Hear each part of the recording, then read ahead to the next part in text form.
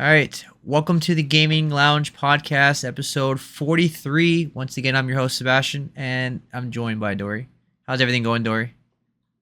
Which is which is the prevailing question on my mind today because I went to Salem, Massachusetts and had a blast. Good old Salem. Yeah, I'm doing pretty well. The long trek of games continues. I haven't even been able to touch Steam Next Fest, which is killing me because I know that there are probably some cool games that I'm missing out on. We're not even talking about it this show because this show is so loaded with topics. We got a lot to talk about. A lot of them we're going to be pretty quick, but there's still a lot to talk about. So yeah, we're talking about Tony Hawk, and we're talking about. I have a couple things I want to add from last week. Warner Brothers did another bunch of closures. Fable got delayed. Pokemon had a showcase. Xbox had an indie showcase, which I want to highlight some games from. And maybe Seb does too. And yeah, and of course, as the thumbnail suggests, we'll talk about Pirate Yakuza, which Seb and I are both playing and enjoying. But spoiler alert, not going to be my goatee or Seb's. Yes, and we're also going to talk about the March games since today is March Yes. 1st of recording. So we will be talking about what games interest us for the month of March. But before we get into that, let's start with Tony Hawk Pro Skater 3 and 4 Remastered. Is seemingly all but confirmed.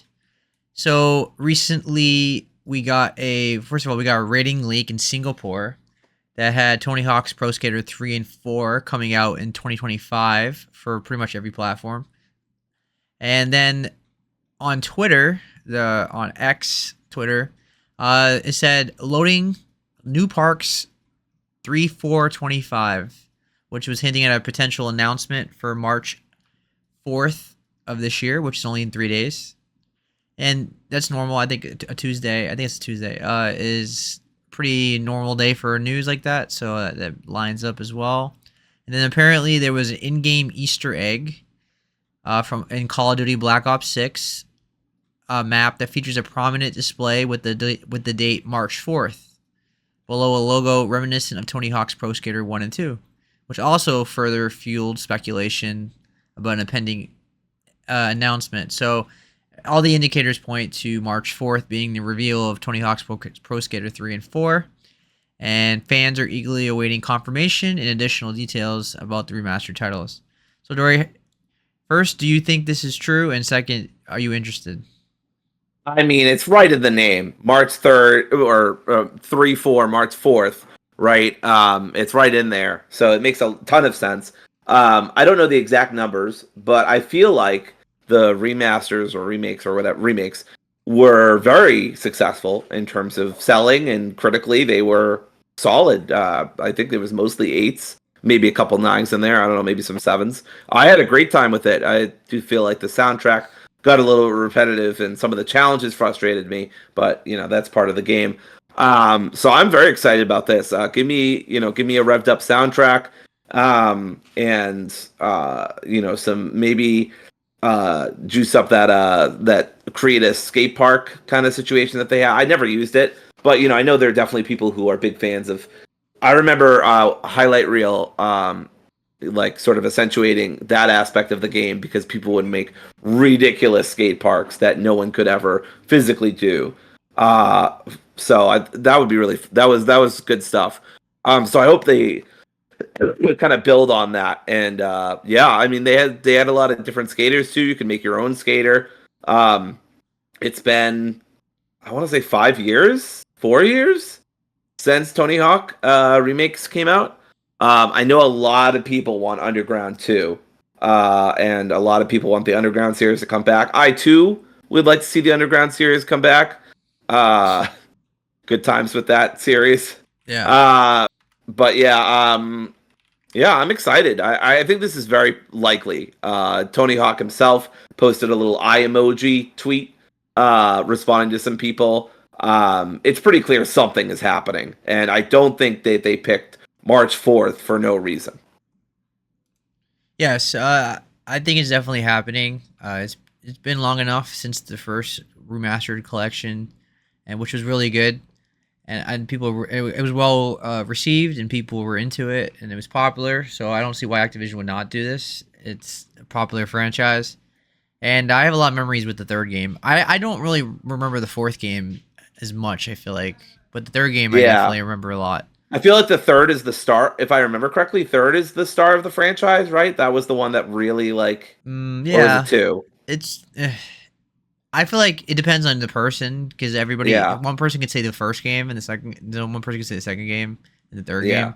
So, but I think it's fair to say the first three for sure sure, are like sure. nostalgic for a lot of people.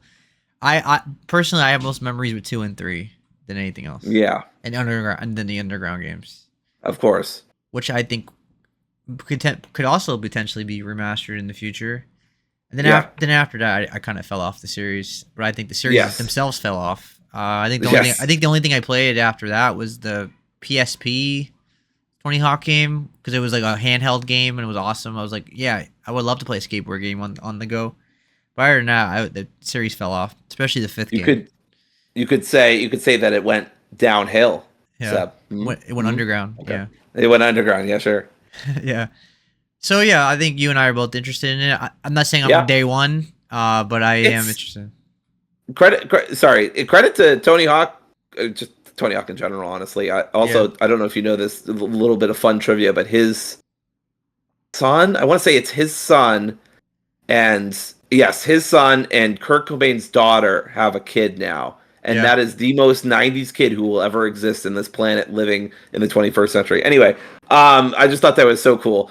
But also, I props to them for really revitalizing the franchise. Like, it's one of Yeah. the few sports games I will play, and like I don't play a lot of sports games anymore. I was so excited for backyard soccer, but I never actually played it. Yeah. And then but I'm very excited for Tony Hawk. I don't know what it is either. I think it's I mean, I think Tony Hawk himself is just a very affable guy. It always felt like he's not doing this for the money, although, according to interviews, he certainly got a good amount of money. But once it became really popular, I mean. But it never really felt, at least for the first few games and then Underground and stuff, it felt really synced in with what a lot of people wanted from these kind of games. There's a reason why it's the most popular skating game, probably by far. Maybe second place would be something like Skate, but yeah, it's I'm really excited for it. It's very arcadey. That and Burnout were two of my favorite kind of more sports based games, if you can call them that. When I was younger, They're so I'm they're, really excited to see it come back they're both again. arcadey, probably. That's why. They're not like Yeah, they're exactly. not simulations like Madden and NBA 2K Yeah, I don't really and like the FIFA. Simi ones as much. Yeah. So, I understand that. That's me with racing games. I yep, prefer Mario Kart or like Forza Horizon rather than like Motorsport, which is like right. more of a simulation racer. Even as a kid, I could never stand Gran Turismo. It was just Yeah. too realistic for me. I had Yeah. such trouble taking turns. I was like, "Oh my god, is this what driving is? This is a nightmare." All right. So, yeah, So let's exciting stuff. All right, so let's move on to Silent Hill 2. Remake developer Bloober, the Bloober team, apparently has made another deal with Konami to work on one of their IPs. Now we don't know which one it is yet. They did just finish Silent Hill 2 remake, which was a huge success for the series. First of all, it wasn't like it didn't sell like 20 million or anything, but it sold like 2 million, I want to say, which is huge for the series. Silent Hill's Yeah, never sold a lot. And then yes, I actually wrote it down. It's over 2 million units, and it received positive reviews. It got nominated in a lot of categories at the Game Awards. yep. Got a lot of praise, and it was great. I was pleasantly surprised overall. My expectations were not strong. I'll say it that way. Wasn't what I didn't expect it to be hot garbage because Bloober Team usually makes average games. I felt like. Yeah, I wasn't expecting like hot garbage, but I was definitely nervous about it. And they actually did a way better job than I would have ever expected. They exceeded my expectations, and I'm excited now to see what they can do. I'm going to imagine that they're going to be working on a horror game because Bloober Team just makes horror games. Like I don't think they've made a game that's not horror yet. And the safe bet is going to be another Silent Hill game. And my assumption is that it's either going to be Silent Hill 1 or Silent Hill 3. As I think 4 could also use a remake, but I think they would rather do 1 or 3 first. if they are going to do that. And it says this continued collaboration aims to leverage the strengths of both the companies, delivering high content to the fans. Further details about the upcoming project are anticipated in future announcements. So we don't know anything about it yet, so we're just speculating. But safe bet is Silent Hill. Can't think of another franchise that they would remaster, that they would remake. That's horror. I mean, you got Castlevania, but that's not really horror. And then you got Metal Gear Solid. That's not really horror. You got Yu-Gi-Oh. That's not really horror. So I don't see what else there is that they could do. So Silent Hill is a safe bet. Now, do you think it's going to be Silent Hill 1 or do you think it's going to be Silent Hill 3? I'm not as familiar with the franchise, but you and I were talking about this a few days ago, and I'd probably say it's going to be Silent Hill 3. It feels like that's the least amount of work you'd have to do. Silent Hill 1, you'd have to probably redo a lot. With Silent Hill 3, at least in terms of the numbered games, I think there's a Silent Hill 4, right? Is there a 4? Yeah. Or does it just go up to 3? No, okay. 4. I couldn't remember. Yeah. But I mean, second best, in terms of the numbers anyway, it's probably the least amount of work you need to do unless you're looking at 4.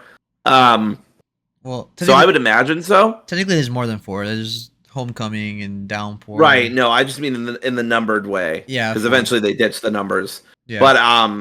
But yeah, which is probably a smart move because otherwise you end up like Resident Evil and you're like having some poor announcer guy in the middle of Kentucky going like Resident Evil 11. You know what I mean? Yeah. They don't even call it that anymore. They find clever ways to put in the numbers in the titles. That's right. Like Village has 8 in it, basically. Yeah. But you're right. It's also the last game that Team Silent worked on, I believe. So after Silent Hill 4, which was actually not super well received, it got like 7s out of 10. Like people, it's more beloved now, but at the time people had issues with it. And after that, Konami gave it to Western developers, and then the series really went downhill. And then it turned into pachinko machines, and then it really went downhill. And now the franchise was dead until Silent Hill 2 basically resurrected it. So that's what they should call the next game. Silent Hill Resurrection. Something like that. That sounds like a Resident Evil title, though.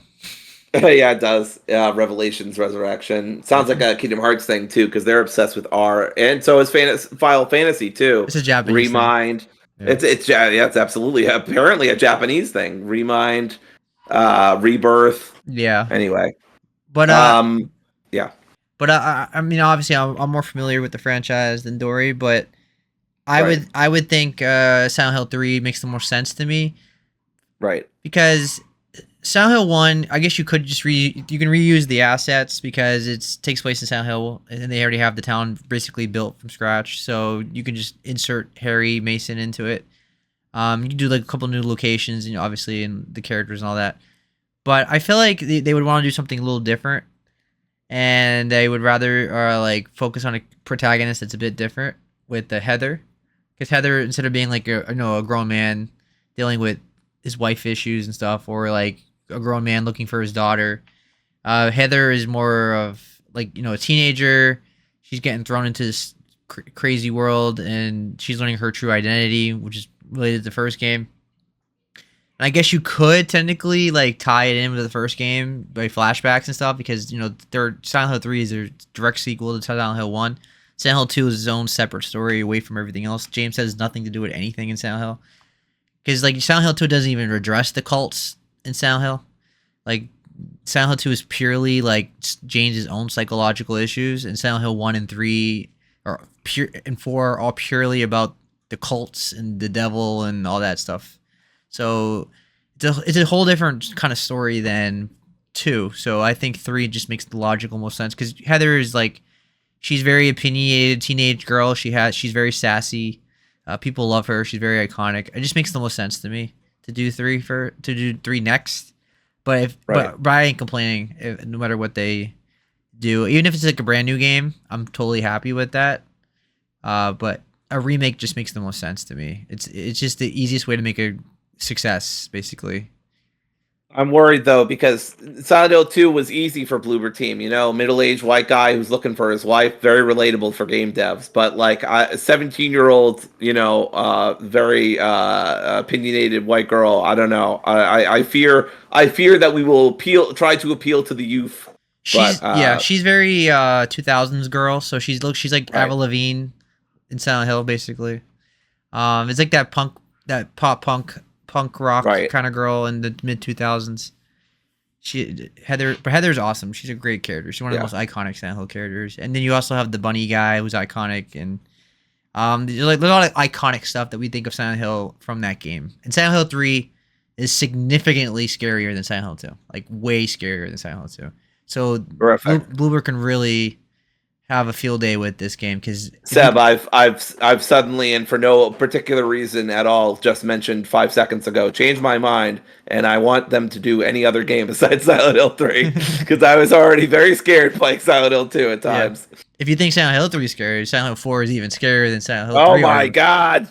Yeah, Silent Hill 4. I mean, Silent Hill 4 has those twin victims with the two-headed monsters that run at you.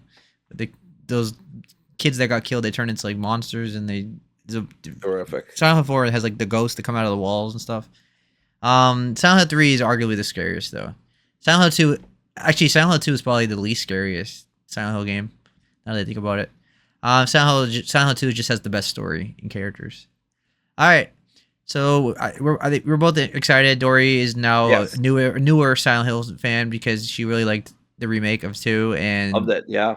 it should. So Bloober Team has some good positive vibes going on. So hopefully it leads to a good game. All right, Yeah. so let's move on to Fable. So let me read what it says on the document. It says Microsoft has announced a delay in the release of the upcoming Fable reboot, and it's being pushed from 2025 to 2026. Which, first of all, totally expected. I had a feeling this game was getting delayed, to be honest with you, because Xbox has so many games coming out this year. There's just no reason to put all their marbles in one year. And there just wasn't enough, in my opinion, trailers and gameplay footage for a game coming out this year yet. That you would think at some point, like especially with the showcase they had last month, they would have had something more about Fable, but they didn't deep dive into it at all, like we got with the other games. So it just made the most sense to me that it got delayed. I think maybe we had talked about before speculation that we thought it was going to get delayed or wouldn't be surprised. I think you brought that up, but I can't remember. Yeah, I think I'm pretty sure I'm the one that said that I don't expect it to come out this year. It just feels like a game that's going to be moved to 2026. And there's no, like I said, there's no reason to put everything in one year. So this decision was revealed during the latest episode of the official Xbox podcast by Craig Duncan, who is head of the Xbox Game Studios. He emphasized that the additional time is necessary to ensure the game meets high-quality standards, expressing confidence in Playground Games, the developers known for the Forza Horizon series. So first of all, so another thing is I trust Playground Games, even though this is their first venture into a non-racing game, but they make quality games. So at the very least, this game's gonna look very pretty, and the animation's gonna be great. I expect that at the very least. Now, I don't know about the gameplay and the narrative. We don't know yet. We did get to see some gameplay. Along the delay announcement, Microsoft unveiled pre-alpha gameplay footage showcasing the game's environment, combat mechanics, and signature British humor. Yeah, one thing about Fable, if you never played Fable, is it's a very comedic series. It is an adventure, and it has it has a serious adventure and things like that, but it always had quirky humor to it. It's one of the highlights of Fable. It's fun. It's like Fallout. It's like it has dark stuff in it, but it also always has the comedy and the like Borderlands too. The footage highlighted a hero named Humphrey defending the land of Albion, providing fans with a glimpse of what to expect. And then it says the Fable reboot, which is under Playground Games, marks the first major entry in the series since 2010's Fable 3, and the game is slated for Xbox and PC. So Dory, first of all, are you interested in Fable at all? And second, did you watch the gameplay, and how'd you feel about it? Yeah, I'm definitely interested. I'm surprised I didn't play Fable growing up, but I don't think I had a strong enough PC, or I didn't. What was that? I had Xbox. Yeah, it was a marquee. It was on Xbox, right? Yeah, it was a marquee Xbox and Xbox. Yeah, it was a marquee. So I don't know what the heck I was doing. I knew about Fable and I had heard about it but I just never played it, and maybe that's because I thought like maybe it was an MMO, or I don't know. That's stupid kid thoughts. It was like the first game that really focused on the good karma and bad karma. Like it was one of the Right. revolutionary for that. I think that was like super new to me, and I wasn't really familiar with it. Instead, I would end up being a Mass Effect kind of girl as a kid. But yeah, I'm very interested. I'm day one probably. I mean, it's Game Pass, so I'm almost certainly day one. Yeah. I completely agree with you that they're behind Forza, and Forza's been doing gangbusters for years now. Mm-hmm. Very well polished games, highly praised, sells well. I mean, everything you could want in it from a studio, basically. So I'm definitely interested. I love the morality system stuff, choices and consequences, and all that. And then I did watch the gameplay. It looked fine. I didn't have an overarching feeling about it, but it looked fine. Yeah. Nothing stuck out to me like, oh, this is terrible, but nothing stuck out to me like, oh, well, this is must play. So that was kind of my take from it. I'll watch it back, but yeah, I don't remember coming away with it with any particular strong feelings. Yes. Well, first the gameplay looked good to me. I really liked. I like third person action games, so this is like up my alley. I was kind of getting Witcher vibes in a bit. I really like the third person combat. I like the animation. First of all, the environment looked awesome. This game looks very pretty. First and foremost, the animation looked crisp. Everything looked crisp. Everything flowed very well. The werewolf looked cool. The giant chicken looked cool. The character models look good. And it's important to note that all this stuff looks really good, even though it's just pre-alpha footage. I mean, that's wild. Yes, I totally agree. I think this game is mostly done. They just need to polish stuff, I'm sure. And you can kick the chicken, which people are really excited about because it's one of the parts of Fable. So I know people are really excited that you can kick the chicken because it says that's a good way to grow horns. Because that was like a negative karma. If you kick the chicken, you get negative karma. I know some people are gonna miss the cartoony art style of the original games. They're a little more cartoony, and so this is more of a realistic animation. But I think it looks great.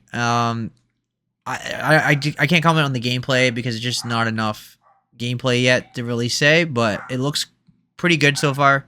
And I'm not saying I'm like blown away, but obviously I'm not really blown away that much, so it's not like I've seen every game there is at this point. So I don't need to be blown away. It looks good.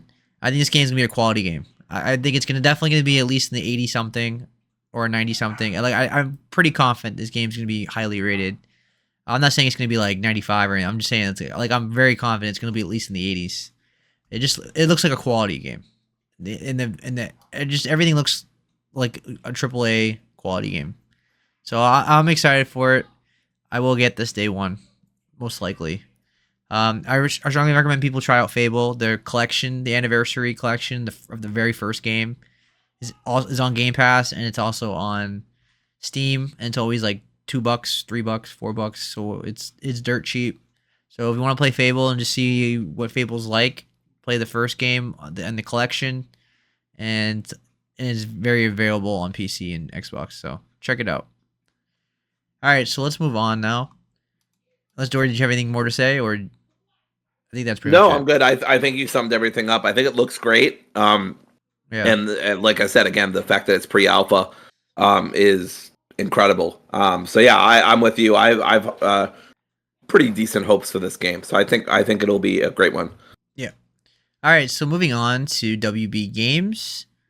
They're shutting down Monolith Productions and they're canceling Wonder Woman. And they also closed down Player First Games in WB San Diego, and which is another part of their big restructuring that they've been doing for, God, it feels like years now, months.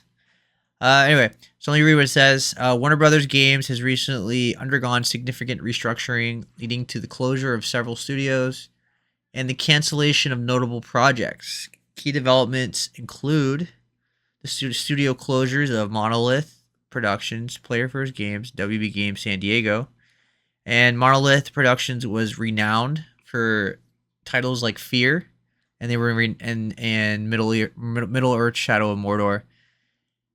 So first of all, this is a big loss for a lot of people, including me. Monolith is a quality developer, or at least they used to be. Fair is one of the best and most underrated horror games, first person shooters. It's a classic game. Everybody should check it out and play it. It's pretty cheap to get on PC. And Shadow of Mordor was my game of the year in 2014. I think 2014 was a lousy year for gaming in general. I just think there wasn't a lot of big bangers that year. Other than like Dragon Age Inquisition, Shadow of Mordor was my game of the year that year. And I think it's one of the best games ever. The Nemesis system is incredible. And WB still owns the copyright to the Nemesis system, and apparently it expires in 2035. And they're not going to. So it's most likely they're going to just put it in the vault and not let anyone use it for 10 years. Unfortunately, so this is a big loss, not just for that, not just for gamers, but like for people that would like to use the Nemesis system. That's because it was a legitimately awesome system. It really was. Shadow of Mordor was such a revolutionary game in that sense. Like, you get killed by an orc, and like they upgrade, and like they brag and they talk trash to you, and then all of a sudden they become war chief from killing you, and it was such an awesome idea. And then the orcs kill each other, and then they upgrade just by killing each other. It was such a great concept. That game was awesome. I didn't replay that game. I really love that game. I mean, I'm a huge Lord of the Rings fan. Tolkien's my favorite author of all time, and I was really happy with that game. Shadow of War is also a great game. Now, I like the first game a bit better, but still, either way. Obviously, don't take these games seriously in terms of the story. It's non-canon. It's like they do their own thing, but story is not really a big deal. The gameplay is where it's king in that game. Anyway, Dory, what is your what are your thoughts about Monolith getting shut down? Yeah, so this whole situation fucking sucks. Yeah. I shared some stuff with Seb earlier in the week where it was just a fucking mess. I mean, this was probably always going to happen at this rate. But basically, like, it was just like internally like awful. Gail Simone, who has was helping be a consultant. She is a comic book writer, a very prominent comic book writer. And a lot of people were working on it, really passionate people, right? Yeah. It's people who were, very interested in Wonder Woman. And there obviously is going to be, faults to point at for anybody involved. But there was like a whole reset with the game, and it just like stalled everything. And then a lot of that original team left. Yeah. And then their passion wasn't there as much. And it was just a bad situation. Yeah. And you could tell from Gail's, kind of her account that, it was a great team that just had a shit situation to deal with. I was looking for some other details that wasn't in her account, but basically she talks about how, her experiences were working with the team and how passionate they were, and how it's a shame it's not going to happen because, like Seb already noted, they were going to use the reverse Mordor system or Nemesis system in reverse, basically, which I mean is really cool. Side note. I know a lot of people love to walk around and say that the copyright trademark systems are to protect artists and stuff like that and protect creativity. And sure, I'm sure that happens every once in a while. But I just see way more instances of big corporations using trademarks and copyrights so that other people can't use their great ideas, and we don't get innovation for another, 10 years for a system that WB hasn't used in 15 or more. I don't even know when Shadows of War came out, but not for a long fucking time. It was not earlier than that. I mean, later than that. No, that's Shadow of War came out like 2017. Okay, let me look that up. But so still like almost 10 years ago that we've gotten anything that used the Nemesis system. Yeah, 2017.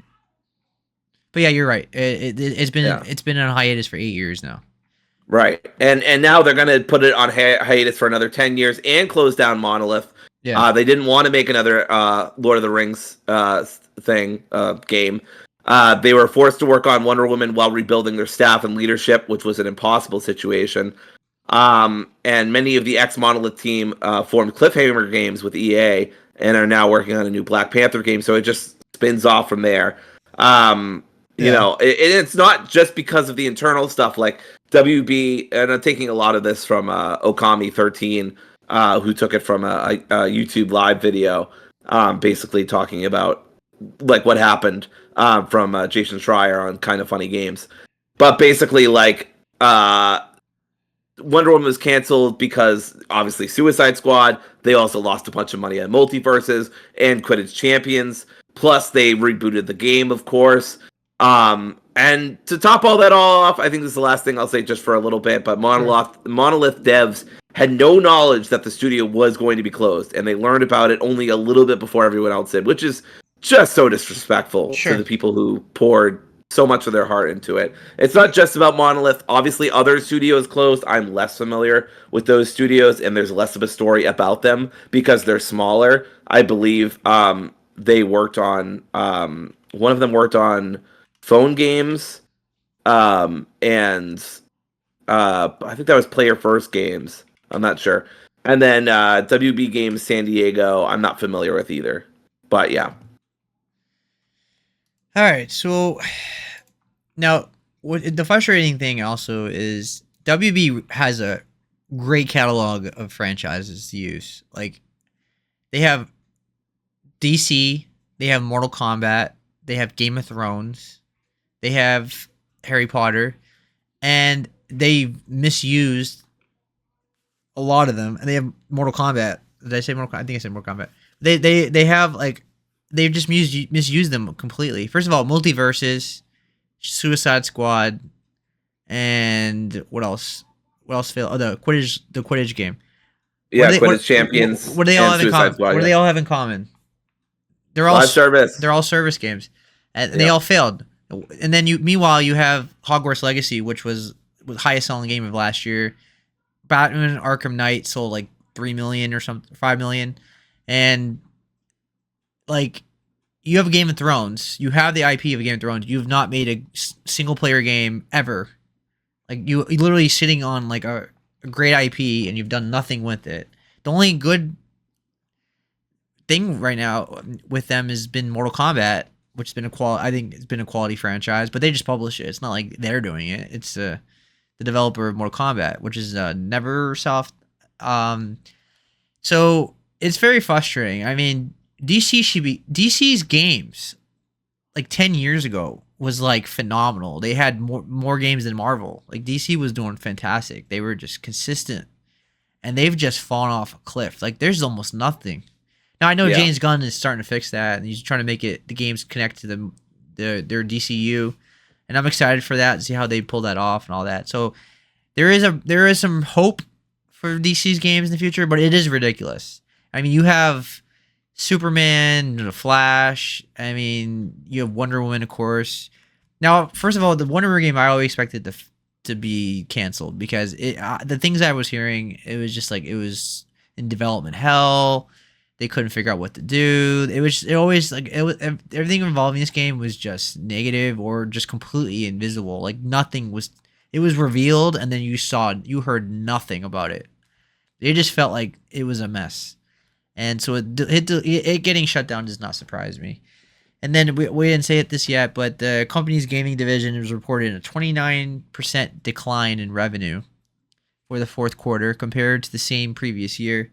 So 2024 was a rough year for their gaming division, which is really frustrating, of course. And Hogwarts Legacy came out in 2023, so they must have did really well that year because that was the highest selling game of that year. But they really just misread the room with Suicide Squad. Yeah, absolutely.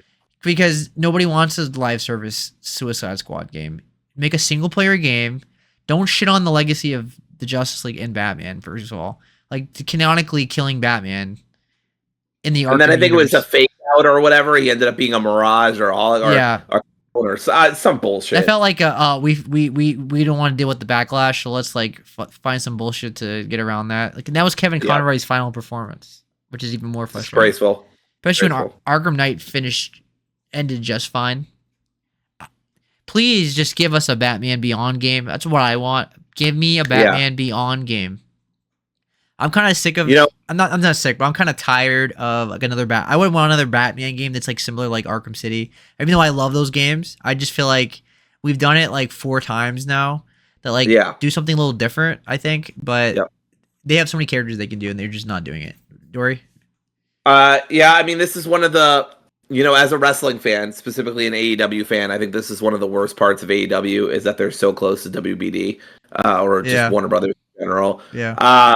It's it sucks because Zaslav just fucking blows, and a lot of their strategies for film, Exhibit A, the Wile E. Coyote film, a Yeah. lot of their strategies for video games, of course, Suicide Squad as a great example, are just not good, and they Yeah. just suck at a lot of stuff. A lot of cost cutting, a lot of firing employees, a lot of Yeah.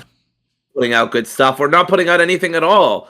It's very frustrating, and it's just like I just wish somebody else would take these properties from Warner Brothers because they ain't Yes. doing shit with it. Yes. It's so frustrating. It's ridiculous that they own like literally Harry Potter and Game of Thrones in DC, and they can't make a profit. Isn't that like ridiculous? Like those IPs make money themselves. Like you just like really, those are some of the biggest franchises in the world right now in popularity, and it's like you can't do anything that makes money. I don't understand how much can you like screw up that like you can't make money on Harry Potter, Game of Thrones, and DC. Like it blows my mind. You literally own Superman. You own Harry Potter, which is a famous literary character. You own Game of Thrones, which is like one of the biggest TV shows right now and book series. I mean, you have HBO with House of Dragon, like which is like huge, critically acclaimed, and it's huge ratings right now. And you can't make a single player Game of Thrones game, not once. I know we got that one game coming out that's like kind of looks like a mobile game, basically. But yeah, I was gonna say that, but it's basically a mobile game. It's not the kind of game people actually want. Exactly. So, WB, you have great IPs. Use them correctly. Make a single player game, and I guarantee you'll sell 5 to 10 million copies. Yeah, I guarantee you. Or I've seen people propose they should make a Ninja Turtles game, and that'd be phenomenal. Again, Batman Arkham City like Ninja Turtles game would kick ass. Ooh, that would kick ass. That'd be cool.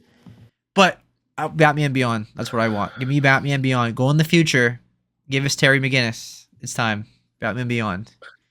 Yeah, I loved Batman Beyond 2. Return of the Joker was incredible. Yeah.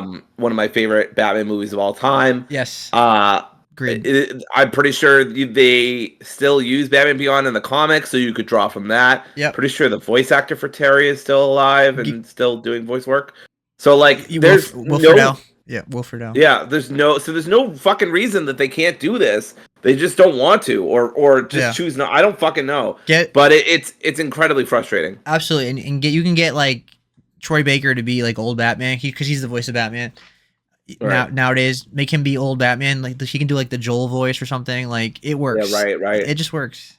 Yeah. Do it. Because he's still alive. Yeah. Because if Batman Arkham if Batman Arkham is still alive, like then because it was a fake out or whatever, then we're all good. Yeah. He can be old. Yeah, Batman. right. So then you could just skip to the future, and guess what? You don't have to worry about any of those troubling Brainiac implications, or Amanda Waller, or her telling them to set off the bomb right next to where she is, like a dumbass. Yeah, like you don't have to worry about any of that. You just you're way in the future now. That shit doesn't matter. Yeah, so you just move on. The Harry Potter's fine where it's at because they'll make a second Hogwarts Legacy, but DC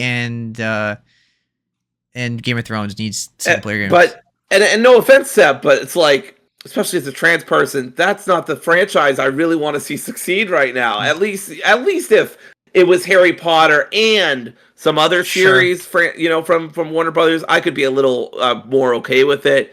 But like for me personally, it just kind of sucks that Harry Potter of all things is the one that's succeeding and not like the superhero team up game, or Sure. you could have made an awesome It's just Suicide Squad game it, because that movie yeah. from James Gunn was so good. It's just Sorry, because go ahead. it's because Harry Potter as an IP is bigger than the author herself. Like because there's theme parks now and movies. Yeah. Like it overshadows her. Like people, like the casual person doesn't really follow the news, doesn't really know, or doesn't like.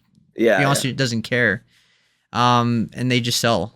I think that's what it is. It's just Harry Potter is just too big part of pop culture now. It would take like something tremendous to change that, I suppose. Yeah. I It's, mean, it's too Kanye big. came out as It's too big to fail, basically. Kanye came out as Nazi, and people as a Nazi, and people are still fucking listening to his music. It's just how it is. But either way, the point is that they have a lot of IPs that are successful, and there's no reason why they're not making profits. It makes no sense to me. But hopefully, with James Gunn in charge in DC, that ship should get righted. If you told me even 5 or 10 years ago that I was more excited about the DC universe than the MCU, I would say you're crazy. But that's where we're at. I'm more excited about that Superman movie than anything I've seen from the MCU since No Way Home.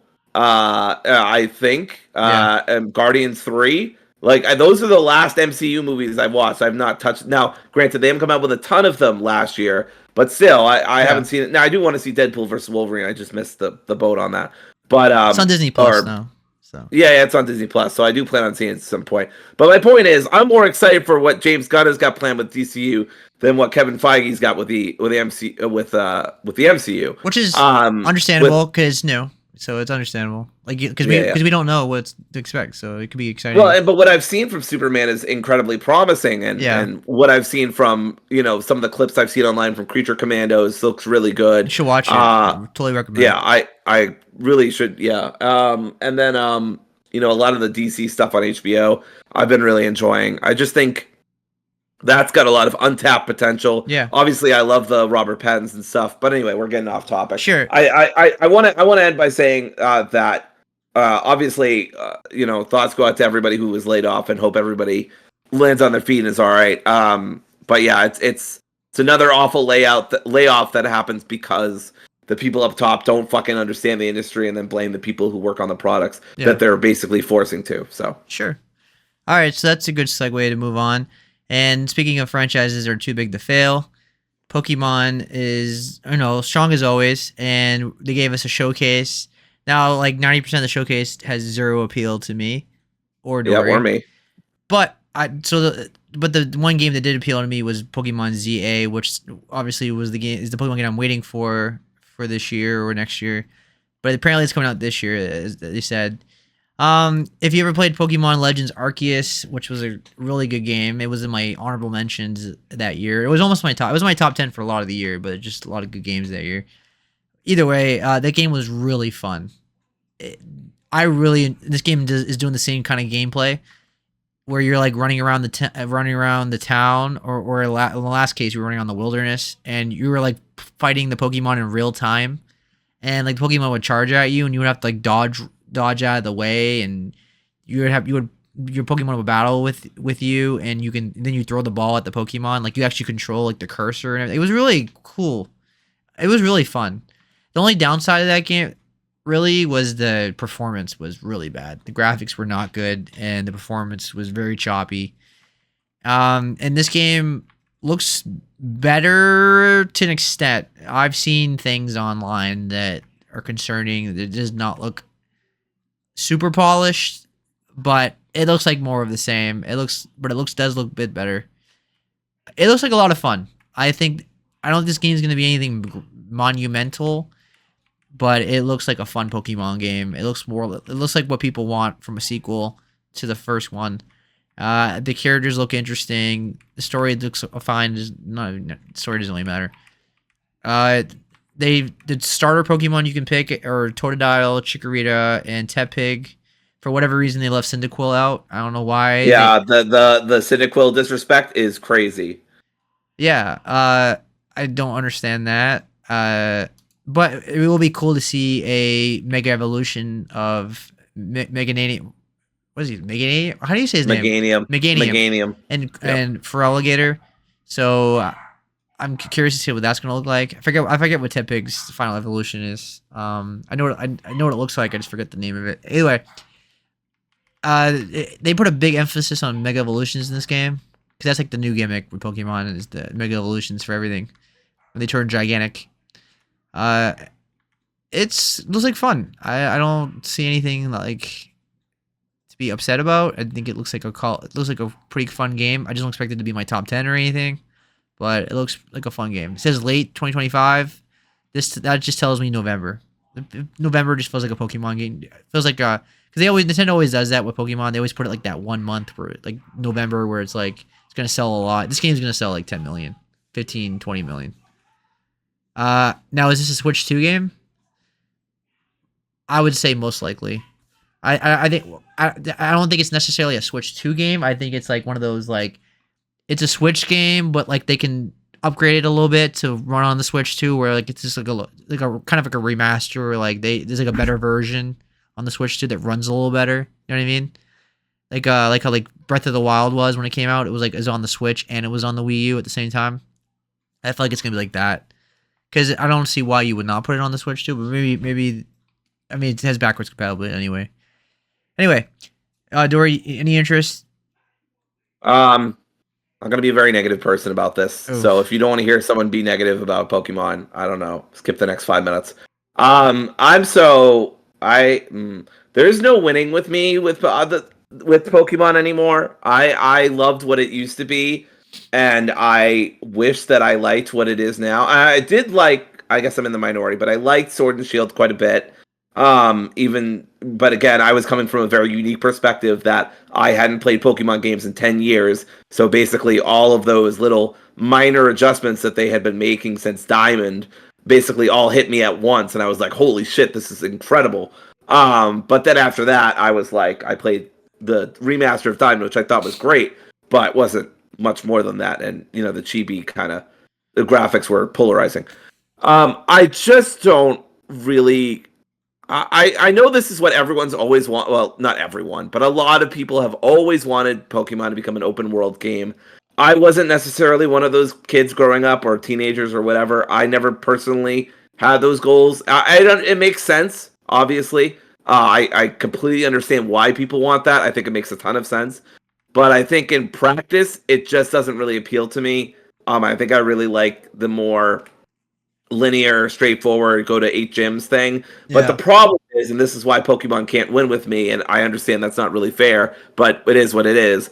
That routine is tired by now, and it's been done to death. And so I just don't find that interesting either.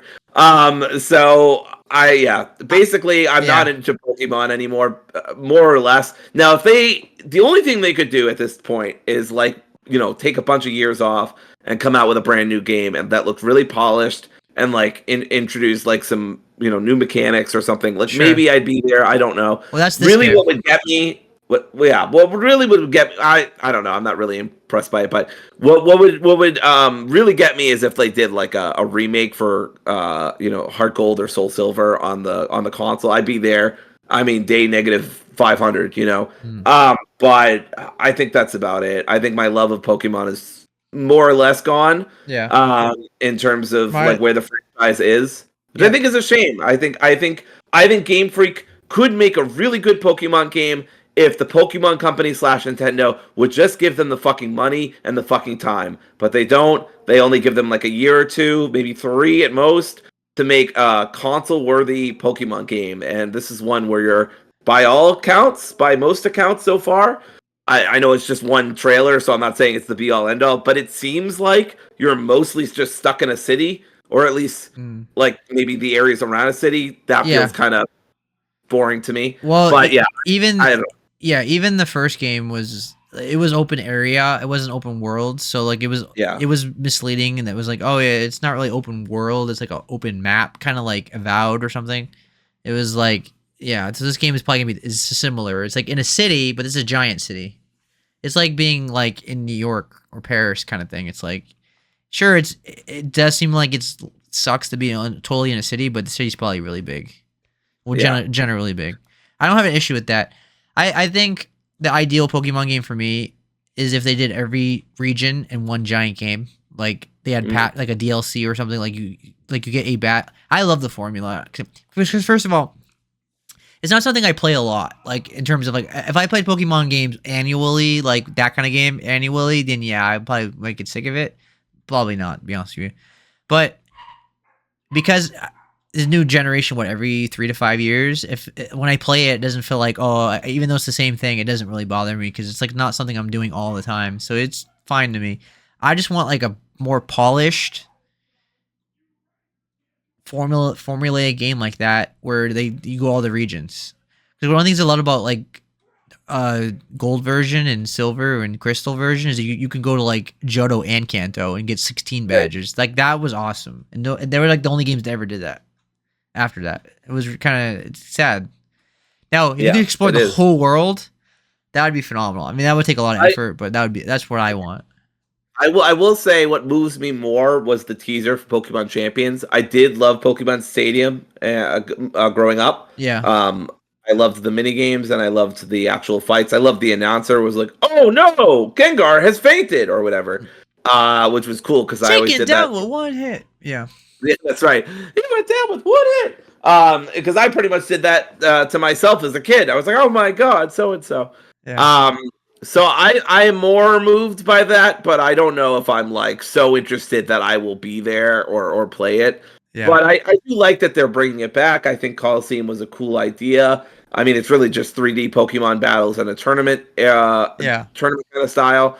But I think that's a cool idea. If it's good, then maybe I'll be interested. But yeah, I just don't have a lot of faith in Game Freak anymore. I guess I used to defend them a lot when Sword and Shield came out. I thought that the hate was really overblown, but I've since backtracked a little, and I do think that there's some things that they really do need to improve. I think these graphics look really not good. I mean, I know that they're Pokemon, so it doesn't have to be a I'm not asking for it to be Wukong. I'm not saying it's got to be the most beautiful game ever. Yeah, but you can't. I feel like people can't deny that it looks last gen. It doesn't look. The models just don't look great. Yeah, yeah. I mean, it's not even the graphics; it's like the performance. Like, give me it's like playing the game in 20 frames per second is unacceptable in 2024, 2025. Like it's ridiculous. Like that's my issue. That was the issue with Arceus. The great game. And I loved Pokemon as a kid. I played all the way up to Diamond. I played the trading card game. I watched the TV show. I was as locked in as a kid in Pokemon as you can be. So I'm really sad that my investment in Pokemon is pretty much at an all-time low, and I don't really think it'll ever come back. But nothing did it for me really. This presentation. These are the only two things that stuck out, but. I don't really care about open world Pokemon. It's not really a thing that I'm looking for personally. I do appreciate that a lot of people like that idea, or open area, or whatever you want to call it, and that Game Freak is finally tailoring to those people, because they should. They're a big company, and they should have into those fans years ago. So I'm happy for them, but for me personally, it's like it's just another Pokemon thing that I don't really care about anymore. But we still have all the old games. We still have the totally legal emulators, and we still have all the memories and stuff. So obviously, if you're into open area or open world games or whatever they're doing with Pokemon now, that's great. But it's kind of how I feel about Zelda. I know it's controversial as well, so I'm just racking up those controversial takes. But Last me on that one. Last me on that one. Yeah, I know. So I'm not interested in where Zelda's going either. So it's like Zelda and Pokemon. I think that's a big reason why I'm not as into Nintendo these days, is they've changed some of their flagship I was promotions. I was thinking wrestling. Their flagship games or franchises in ways that I personally don't really care for, but obviously a lot of people do like it, and it's critically acclaimed. Not so much for Scarlet and Violet, but but obviously Arceus was well received. It did get mostly 7s and 8s, I want to say. Yeah, with that said, I think Zelda still has like the Zelda game that came out last year was different, and then I feel like they're not going to. I don't think the next mainline Zelda game is going to be like Tears of the Kingdom and Breath of the Wild, because I feel like that story's concluded. That I think people are good with that gameplay now. Like they've done it. I think Nintendo's going to do something different with Zelda now in the future. I think they might go back to a more linear dungeon kind of Zelda game, because I think they're kind of. But I don't know. We'll see. Anyway, let's transition to the Xbox Indie Showcase, ID at Xbox Showcase, which happened last last week, and they showed plenty of good indie games. They're all coming to Game Pass, I believe. And yeah, did they say they were all coming to Game Pass? I'm pretty sure they were all coming to Game I Pass. believe most are. Yes, I actually could literally tell you which ones are coming to Game Pass. Yes, the at least 3. I won't name them because we're going to talk about them in a second, but at least 12 of them are. Yeah. So either way, strong majority of them. Yes. I'm going to order of the article that I posted, which is from Xbox Wire. So it's literally from them. So let's start with 33 Immortals, which comes out March 18th. So it comes out in a couple weeks. We've talked about this game a lot. We've seen it a lot. It's that game where you have a lot of things on screen. A bunch of players can play together. Up to 33 players can play together and fight hordes of monsters and giant bosses. And it says it captures the joy of MMO raids in a more pick up and play context. It says the release date trailer showed us some of its dark cartoon looks, frenetic gameplay, and huge party sizes. Dory, how do you feel about this game? I love the art style. I have said since day one that this looks good, and that I really love the way it looks. It gives me big, strong Hades vibes. Of course, that's kind of what it's going for. Yeah. I think the 33 is really, what am I trying to say here? Really ambitious. That was the word I was going to guess. I don't even know 33 people, Seb. Like, I mean, I It's do, probably but random. most of them. Probably random.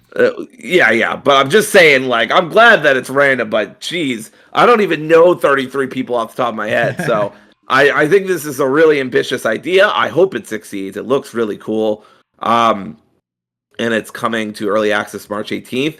I might check that out. I think I'll probably wait till full release, unlike with Hades, which, by the way, we haven't talked about it a lot, but Hades is coming out in 1.0 sometime in the spring this year. That's So why when we're it playing finally comes out in full, Seb and I will probably, I mean, I've already put 30, 40 hours into it, but Yeah. it's had a couple big updates since then.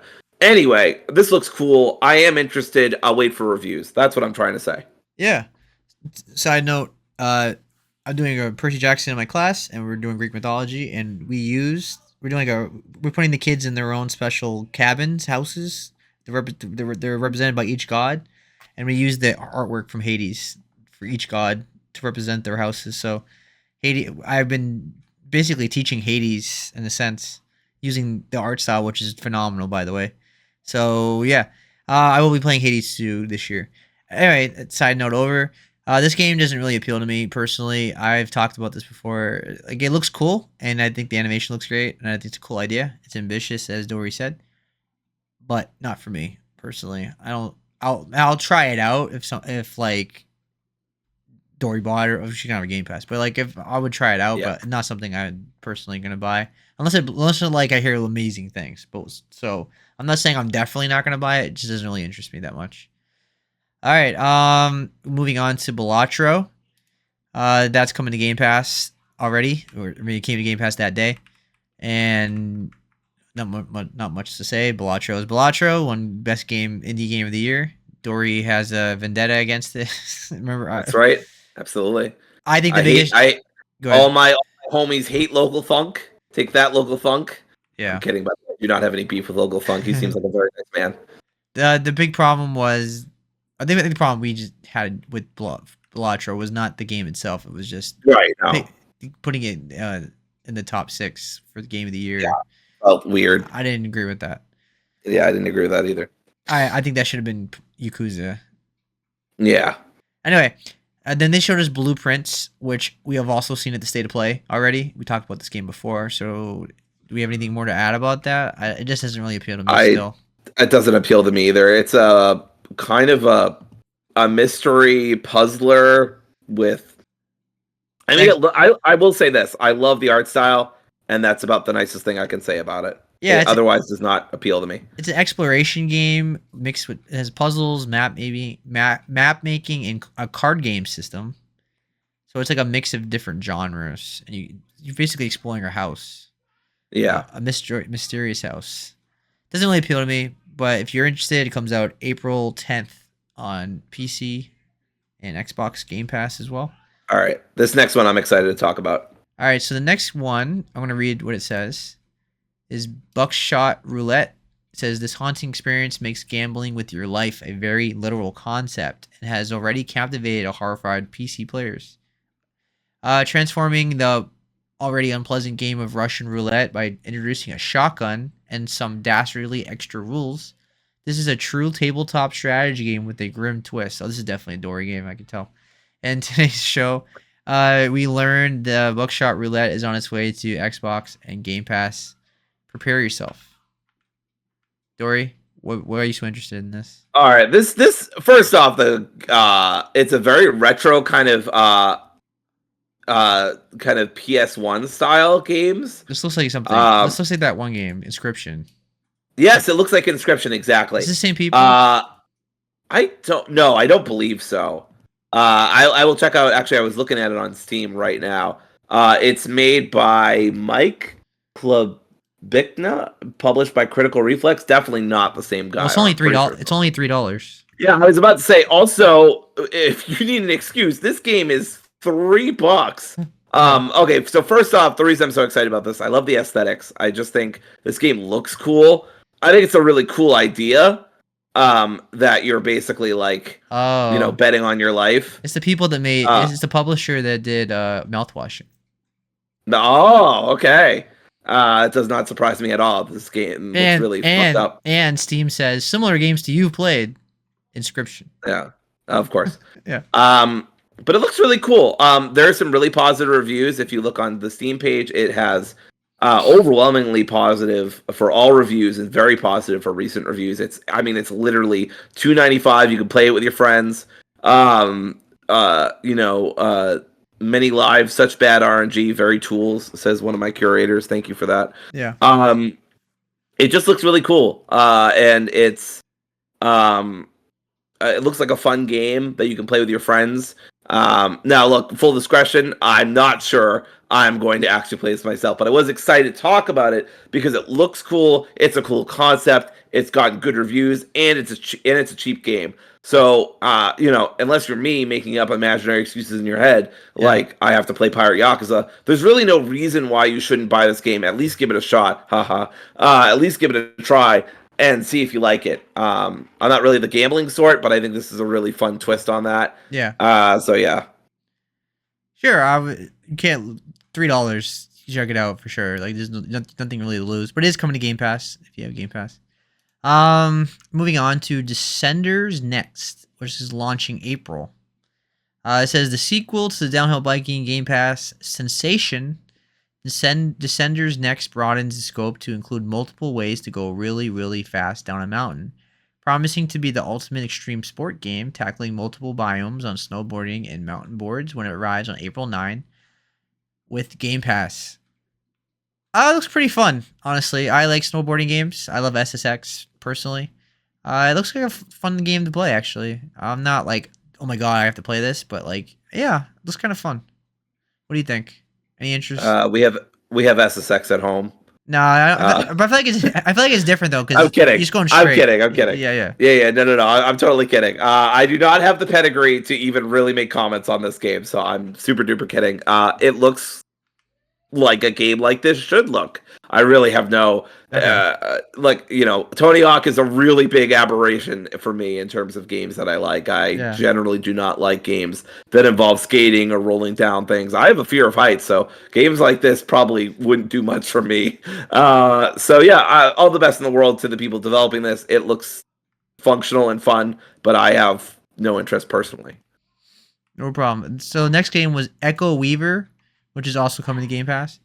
It is a beautifully rendered Metroid Brainia, not Brainia, draws from classic adventure platformers in the likes of Outer Wilds to create a time-looping world where knowledge is your greatest weapon.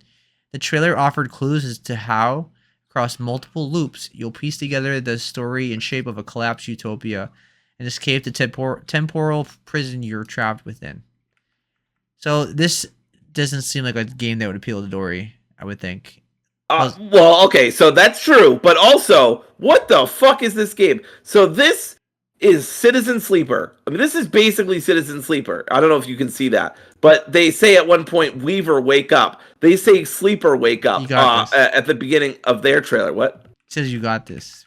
Weaver, you got this. Well, Weaver. yes, but it also says "Weaver, wake up" at the 15-second mark. Yeah. It says "Weaver, wake up." And Two Sleeper, times. wake up. Yeah, is just like uh is just like it's like this. It reminds me so much of that. I'm not saying they're like cribbing the style, but even aesthetically, this reminds me of Citizen Sleeper with just like the kind of bright futuristic tones that it's taking. Also, a dystopian society. Yeah. And also you're supposed to escape the loop. It also has cycles, just like Citizen Sleeper does. So it says cycle 1. I know this is a totally different game style. It's obviously I'm not accusing it of like plagiarism or whatever or anything crazy like that. I just thought it was funny because as soon as I saw this, I was like, did the maker of Citizen Sleeper make a Metroidvania? Like, what is happening? But yeah, it looks really cool. I love the style. I love the aesthetic. It's cribbing a lot, in my opinion, from Citizen Sleeper, but I don't mind. I think that's great. Um, and then yeah, I hope people enjoy it. Obviously, as Seb said, not for me, but I just thought that was interesting. Yeah, I'm a will see on this game. Uh, I'm not a big fan of if it has a lot of puzzles parts to it. I prefer like more streamlined Metroidvania games. So I don't know. We'll see. All right. The next game was Hurdling, which is not coming to Game Pass. It's coming to Xbox and PC though.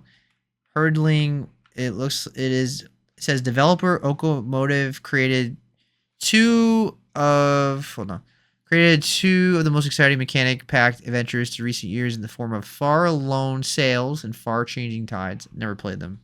I don't think I did. So you can count us very excited for the first fully 3D outing, Hurdling. In a new trailer, we saw much more of how you'll guide a herd of curious cattle across a ruined world and the dangers you'll face along the way. And you learned it'll be coming to Xbox and PC this summer. I like the art style. It looks unique. Uh, it looks like a It looks like an indie game. I don't.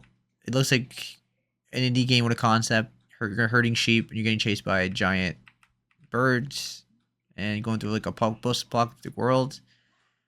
If this game is like a few hours long or something, then I'd probably be interested. I don't know if this is like a long game or something. It wouldn't really interest me. So I'm not saying I just zero interest in this. I'm just saying if it's a couple hour experience, I think I'd probably have a good time with it. Any interest? No, none for me. Okay. Next game, Hotel Barcelona. Yeah. So this says the long-awaited collaboration between legendary designers Suda51 and is it Swery or Swery? Swery. I actually don't know myself, but yeah, I feel like I should. Is almost upon us. A 2.5D action platformer hits you against the horror-inspired denizens of denizens of the titular hotel, and the new trailer dives deeper into the slasher phantom, a brutal game mechanic that summons echoes of the player's past, runs to aid them in battle. We also saw some of the game's arsenal of deadly weapons and abilities, each designed to turn the tide of battle in the most gruesome ways possible. So, Dory, what'd you think of this game?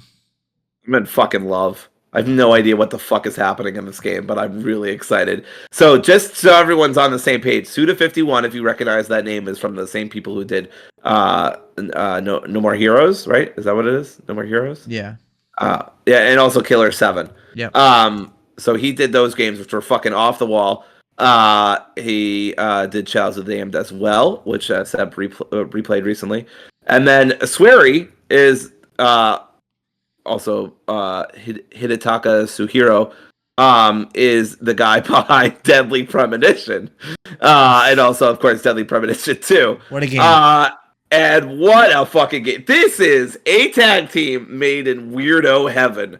I'm probably, honestly, kind of day one for this, because I kind of want to see what the fuck is happening in this game. This is kind of like when Kojima makes a game, and you're like, what the fuck is happening? Like when he released that weird trailer for the horror game that he's developing with Jordan Peele, and I was like, wow, I kind of want to be there day one just to know what the fuck's happening. Yeah.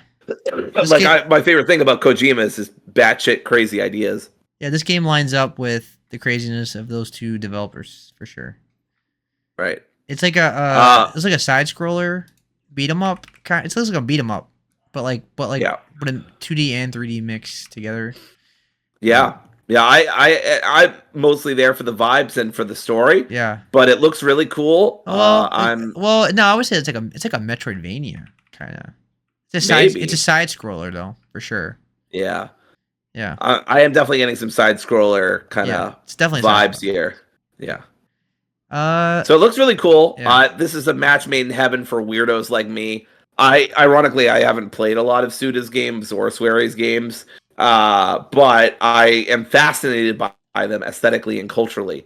So I think this would be a great game for me to play. Excuse me, but I will be waiting. I mean, I might be there day one, but like if people are like this sucks actually, then I'll be like, oh, okay, maybe I won't. But we'll see. I'm very interested. Is the answer. All right, next game, Jump Ship, which is coming to Xbox Game Preview this summer. It's developed by Hazelight, people that are making It Takes Two, and then obviously Split Fiction's coming out this week, and Mojang, Minecraft alumni. This 1 to 4 player first person shooter puts you in charge of a spaceship and asks you to take on foot combat sections, seamlessly transitioning between the two. The new trailer gives us a taste of how you'll have to work together to survive, not to mention its tongue-in-cheek approach to bombastic action. Plus, we learned that it will be available in early access through Xbox Game Preview this summer. They didn't. So it's a first-person shooter. I'm looking at it right now. For whatever this article doesn't have the video, but it doesn't really appeal to me personally. No interest here either. The idea is cool, I suppose, but yeah, not for me. So let's move on. Liza P. Overture, I already talked about this. I'm really excited for it. I'm day one on Steam. It comes out this summer. The prequel to Liza P, which is the greatest from software Souls game of all time, in my opinion. It's phenomenal. I think everybody should play it if you like Souls games. And this game looks absolutely mind-blowing. Obviously, if you already have Game Pass, you get it for free, I think. Because Liza P was on Game Pass day one when it came out. So that's what it seems like. I don't see why it would not be on Game Pass. And maybe you still have to pay for it. I don't know. It doesn't say. Personally. Dory, could you look that up over? Sure. Which one? Liza P. Overture? Yeah, is that? Yeah, let me check. Yes, it is. Okay, makes sense. It's right on the ID at Xbox crossover IGN showcase thing. Gotcha. All right.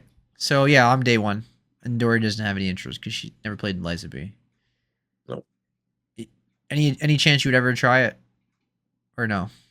I'm not gonna say never. I'm not gonna say never, but very small. Okay. Next game was Lonesome Guild. I stood up. I did the kind of gamer meme, where somebody goes from this to this. When I saw Don't Nod, I was like, Yeah, I was like, what's this? They're all over the place.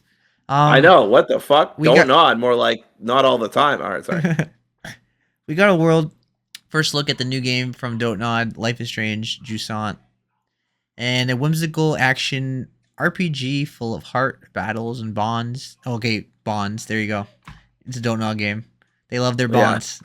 Yes, that change everything. War bonds, James Bond, all the bonds. Yeah, teenage girl bonds, California girl bonds. Friendship. They love friendship. And embark on a heroic adventure as Ghost, a spirit who wakes to find they hold no memories. Build your dream team. Switch seamlessly between them to solve puzzles and fight your way through the collapsing world of Etir. The Lonesome Guild arrives for Xbox this fall. Probably PC too, probably. Pretty cool. I like it. It looks pretty interesting, actually. I like the idea of it. The gameplay looks pretty cool. Nothing mind blowing, but looks like a cool indie game. I will wishlist this and keep an eye on it. I like the art style. Yeah, Very Pokemon. Yeah. I like it. It looks really cute. I love Don't Nod, of course. We just got done playing Lost Records Bloom and Rage, so I'm excited. Yeah, similar. I will. Is Lonesome Guild coming to? It doesn't say that it is, so I guess I not. don't think so. So I'll put it on my wish list as well. Yeah. All right, the next game, Moonlighter 2, The Endless Vault. This is a sequel to the beloved action RPG I that can't believe this game got a sequel. Not that it was bad. I'm just very surprised. yeah. Where this is answers the question, where do RPG merchants get their stock? Moonlighter 2 takes on a brand new full 3D isometric look, offering new challenges and rewards as a result.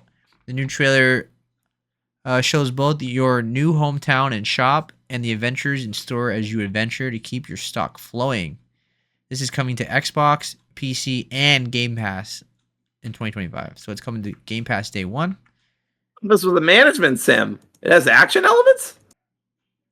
Yes. It looks like it's combat. Huh. It has an isometric, Interesting. isometric view. Looks pretty cool. This is definitely a game I will wish list. I think I already did actually. Moonlighter is a pretty good game. Not like I don't remember it being iconic for me or anything like that, but pretty good. I mean, this seems like a great Steam Deck game for me. Yes. Yeah. I have no interest personally, but looks really cool. Very surprised they got a sequel. Good for them. That's really tough. Yeah. No interest for me personally, but looks cool. I love the art style. Love the premise and love the name. Still not going to play it. All right, next game was Outbound. This gorgeous open world exploration game sets you off with an empty camper van and sees you turn into the home of your dreams. Alone or together with your friends, build and explore at your own pace. Scavenge materials, craft and build in on top of your vehicle with modular parts. Advance in technology and efficiently use energy to power your home while adjusting your playstyle to adapt to a new landscapes and changing environmental conditions. This is coming to Xbox in 2026. It's not coming to Game Pass. As soon as I saw the word scavenge, not my kind of game. I don't like Yep, survival not for games. me. I don't like I do resource. think it's a neat concept, living off your empty camper van and turning it into the home of your dreams. I think that's cool. Yeah.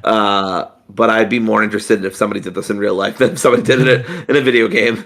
Yeah. So yeah. It's for that certain kind of gamer that likes that survival game.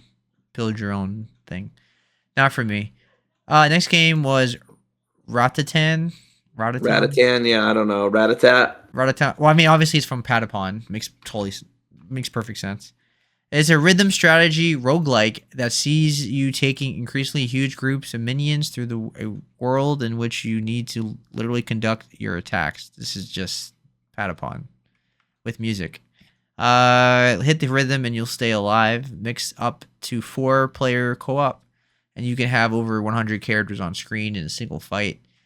Ratatan comes to Xbox this year, so this is not a Game Pass game. I don't know. I like the concept. I kind of like the music vibe. I like the music idea. I like the animation. It looks really cool. I'm a we'll see on this game. Not like the I'll wish list and see what people say about it. But it looks kind of cool. Definitely a Patapon game. Like I can definitely tell people in Patapon made this. If you ever played Patapon, because it's a classic PlayStation series. I could definitely see the vibes. What do you think, Dory? I just feel overwhelmed just looking at that trailer. So not for me. Too many things going on. And my head hurts just thinking about it. So I'll pass, but cool game. Cool looking game. Just too much going on for me personally. No worries. So the next game was Revenge of the Savage Planet, which is a sequel. Another sequel.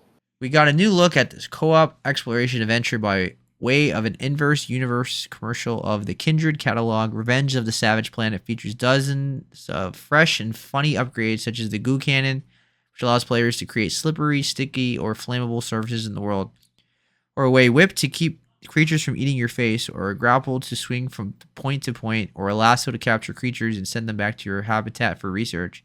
So many tools, so many options, so many ways to play. We don't have long to wait to try out all this out. It comes out on Xbox on May 8th, and it will be available day one on Game Pass.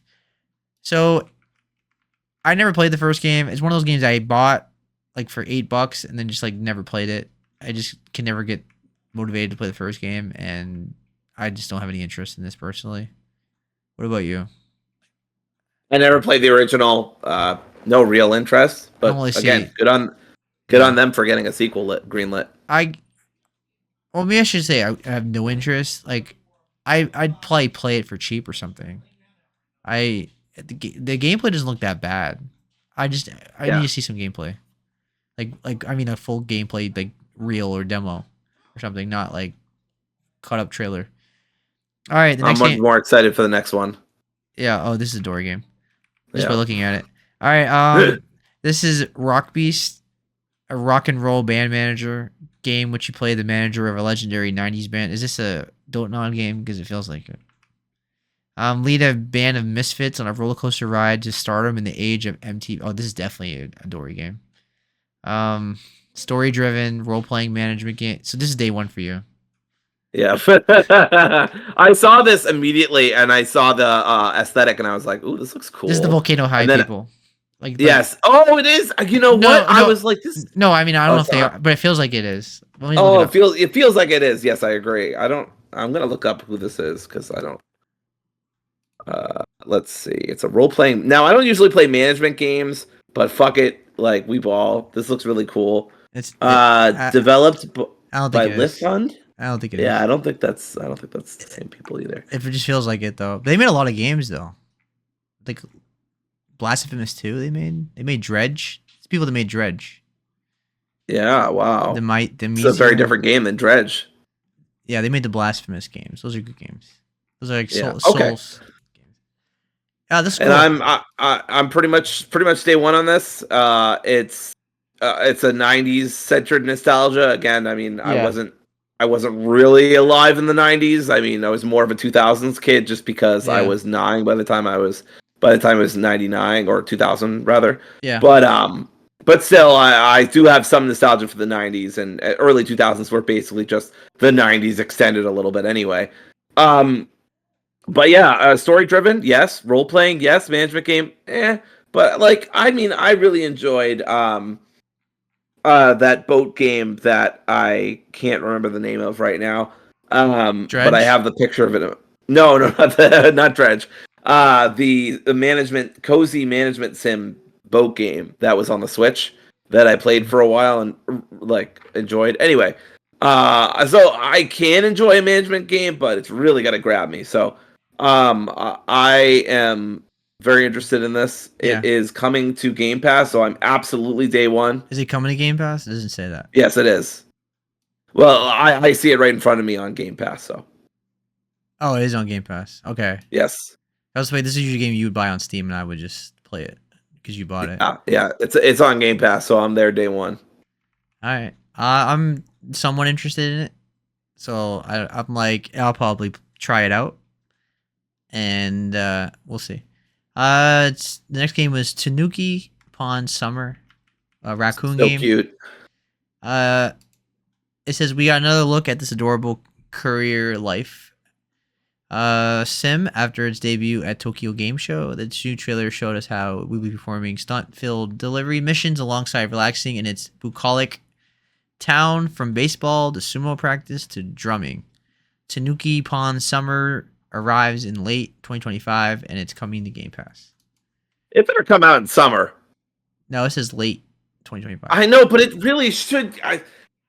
Just delay it to 2026. God damn it! I don't like the fact that I know this is very autistic of me, but I don't like the fact that it's called his summer, but it's coming out in the winter, maybe the fall if they're lucky. Yeah. I don't know. That frustrates me. But this feels like a really good summer game. I really like the way this looks. I guarantee it. Niche commercial reference. But it looks really cute. You can do tricks. You can do skateboarding. You can do a bunch of side quests. I don't know. I'm kind of interested in this. It's got kind of a Studio Ghibli kind of thing going on too. I love Tanukis Yeah. slash raccoons. So yeah, this is kind of interesting to me. Yeah, I like the. It's very Japanese, of course. It's. I'm not like super interested in it, but like it looks like a cool Steam Deck game I could play. I'll wishlist this and see how people feel about it. So, if it's, like I said, if it's a couple hours, that'd be cool. Cool little indie experience. If it's as long as it's short, I don't. I think I would get bored of this game if it was like 20 hours or something. So we'll see. I'm interested. Moving on, we have Tempopo. That is the newest title from the award-winning behind Unpacking. Unpacking is a pretty good indie game. Tempopo is a puzzle adventure bursting with music. Play as Hannah. You enter a fantasy world in which you need to conduct the titular Tempopo creatures to solve puzzles scattered across the world's sky islands before heading back home and cultivating her garden. The new trailer showed off new gameplay and revealed that the game will come to Xbox Series and Xbox One on April 17 and will launch on Game Pass. Any interest, Dory? No, none for me. The last bunch of games are not going to have a lot for me. All right, we'll speed through this now. There's like one left that I was interested in. The next game is Tron Catalyst. This is like a top-down game, survival in the area. It's an isometric game with combat and light cycle. I'll keep an eye on this. It comes out on my birthday, June 17. That's cool, but it's not a Game Pass game, so I'll keep an eye out on it, but doesn't really do anything for me. Yeah, me neither. Unless it's got Sora in it, I'm not interested. The only thing that stands out to me is it's on my birthday, like exactly on my birthday. Anyway, speaking of raccoons, another raccoon game, Ultimate Cheap Raccoon. This is a chaotic side-scrolling bike riding party game, and it's coming to Game Pass. And there's an 8-player mode. Use a variety of different blocks that can hinder your movement to launch you ahead of the competition. Did anything about this interest you? Didn't grab me, no. Let me see the kind of gameplay, because once again, this article does not have a YouTube video. Yeah, it kind of reminded me of Party Animals a little bit. Yeah, but this is Party Animals, but with bikes and 2D size. Yeah. This is not for me. No. All right, moving on. Wax Heads. Oh, I see dialogue. This is a Dory game. I was like baited anticipation. I'm like, will Seb be able to pick up that this is the other game I was interested in? As soon as I saw a slice of life narrative game, I was like, this is a Dory game. So Dory, go ahead. Yeah. So I'm excited about this. Of course. It's slice of life. It's narrative. I love that. Around a struggling record store. I think that's so cool. Yep. It's hand drawn again, of course. You chat to quirky customers, unique tastes, explore handcrafted record collection, fall in love with bands and their drama, or just slack off with your colleagues. Hey, I love that. I love the aesthetic. I love the whole idea. This is so Dory coded in a lot of ways. Yeah, they must have just called it Dory. Dory the game. Dory. Yeah, it looks really cool. This is like Life is Strange, but 2D. And with a lot more of like a punk aesthetic. So yeah, I mean, basically all the games that I'm winning, because all the games that I'm even slightly interested in, Wax Heads, Rock Beasts, and Tanuki Pond Summer, are all coming to Game Pass. So I don't need to do shit. Is this one coming to Game Pass? Yes. It doesn't say on the article. So yeah, it doesn't, but I have it right in front of me. Okay. All right. Yep. There's an ID at Xbox Cross IGN Showcase tab on the homepage, and I clicked on it, and yeah. Here are all the games, by the way, coming to, before we get to the last game, coming to Game Pass. Revenge of the Savage Planet, Lies of P Overture, Descenders Next, Balatro, Tempopo, Ultimate Cheap Raccoon, Echo Weaver, Wax Heads, which we just talked about, Blueprints, Outbound, Rock Beasts, and Tanuki Ponds Summer. All right. So, and then finally, Voodoo, a story-driven game, showed off more of its beautiful art style and pieced together 3D puzzles. The trailer revealed how to build a story by literally building the world. pulling 3D objects from your menus to fill a scene, revealing more of the tale of main characters Foxy and Ben as you go. Voodoo is on its way to Xbox Series X. Does it come to Game Pass? No, it's not. Not as far as I see. Kind of a cool concept actually. I'm interested. I'm not like blown away, but I like the art style. It's very unique. There's a cool 3D to it. Like a has like a kind of like a wood like a woody like woodsy plastic maybe it's kind of like a cute art style. It's a unique art style. I'm interested. I like that the concept is cool with the puzzles. It's a 3D puzzle game. This is one of those games where like if it's a short game, it's just a fun little indie experience, a couple hours, I'm interested. If it's like a 20-hour game, not interested. I get bored of this. So if it's like a 2-hour game, 3-hour, 4-hour, cool. I'll check it out. Otherwise, not for me. What about you? Yeah, no interest for me, but I did think like you that the aesthetic was very cool. Yeah. All right. Well, that's it. Overall, the showcase was pretty much not for me. I really didn't resonate with most of these games, Yeah. and since I don't have Game Pass, that I probably won't play like most of these games. But I always support the indies, and I'm glad people are interested in them, and I hope people will support them. But there's a couple games, so it's not like nothing appealed to me. But hopefully people liked this showcase. Just it personally wasn't for me. I Overall, liked it fine, but yeah, it wasn't much. I mostly just wanted to highlight the few games that I did really like. yeah. So basically, between Pokemon and the Xbox showcases, they just really wasn't anything for me. Which I ain't complaining because I got so many games to play that like I don't Yeah. need 5,000 games to play. But overall, my consensus is the same that these games all feel like really cool concepts that should be short experiences. If they feel like if they overstay their welcome, they're gonna get boring. If they're a couple 2-3 hour experiences, then fantastic. I love those kind of indie games, quirky, have fun on Steam Deck kind of games. Like you just play it, beat it in one sitting, have a good time. You know what I mean? Yeah. I hope it's those games are like that. All right. Well, we got 2 more topics to go. Obviously, 2 big ones, unfortunately. And it's been an hour and a half. So, well we're not going to go for the March games. We don't need to go in full detail because March. No, Is I one was of, just gonna go into the ones that I wanted to highlight personally. yeah, I don't think we need to talk about all of them. because March is the month where I'm going to slow down a bit with the new releases, but I still want to hit on what's coming out just so we can have a conversation about them. All right. So let's start with we got the Carmen San Diego game. I keep hearing about this game, but not for me. Basically, Dory, any interest? Yeah, I haven't even heard much about it, so yeah, not for me. Well, so let's just get to the big ones. Okay, so I am interested in Fragpunk because that game where like Yes. the first person shooter with card game mechanic in the middle of it, Correct. and it looks pretty fun. I need to see gameplay. I need to see. I mean, but I need to see like reviews. I was about to say there's a lot of gameplay Yeah, on reviews. I meant reviews. Yeah. Yes, through IGN. Yeah, this game looks cool as hell. I would actually be willing to try this. I think it's free to play, right? Yeah. Yeah, so I'm certainly willing to try it. I tried Splitgate years ago. Well, actually, by the way, side note, Splitgate 2 is now in its open alpha. I think it just ended today though, unfortunately. I wanted to snag a session or 2 on that, but it's just no time. Yeah. Lately.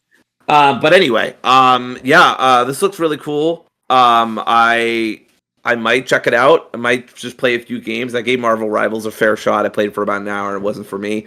But this might be for me. It's worth noting that they've done some interviews which are worth watching, but the long and short of it is that this is a dev team largely run by professional FSP people, like people who have actually been in the scene for years and played like a lot of these games, so they literally like know what they're doing because they played these games.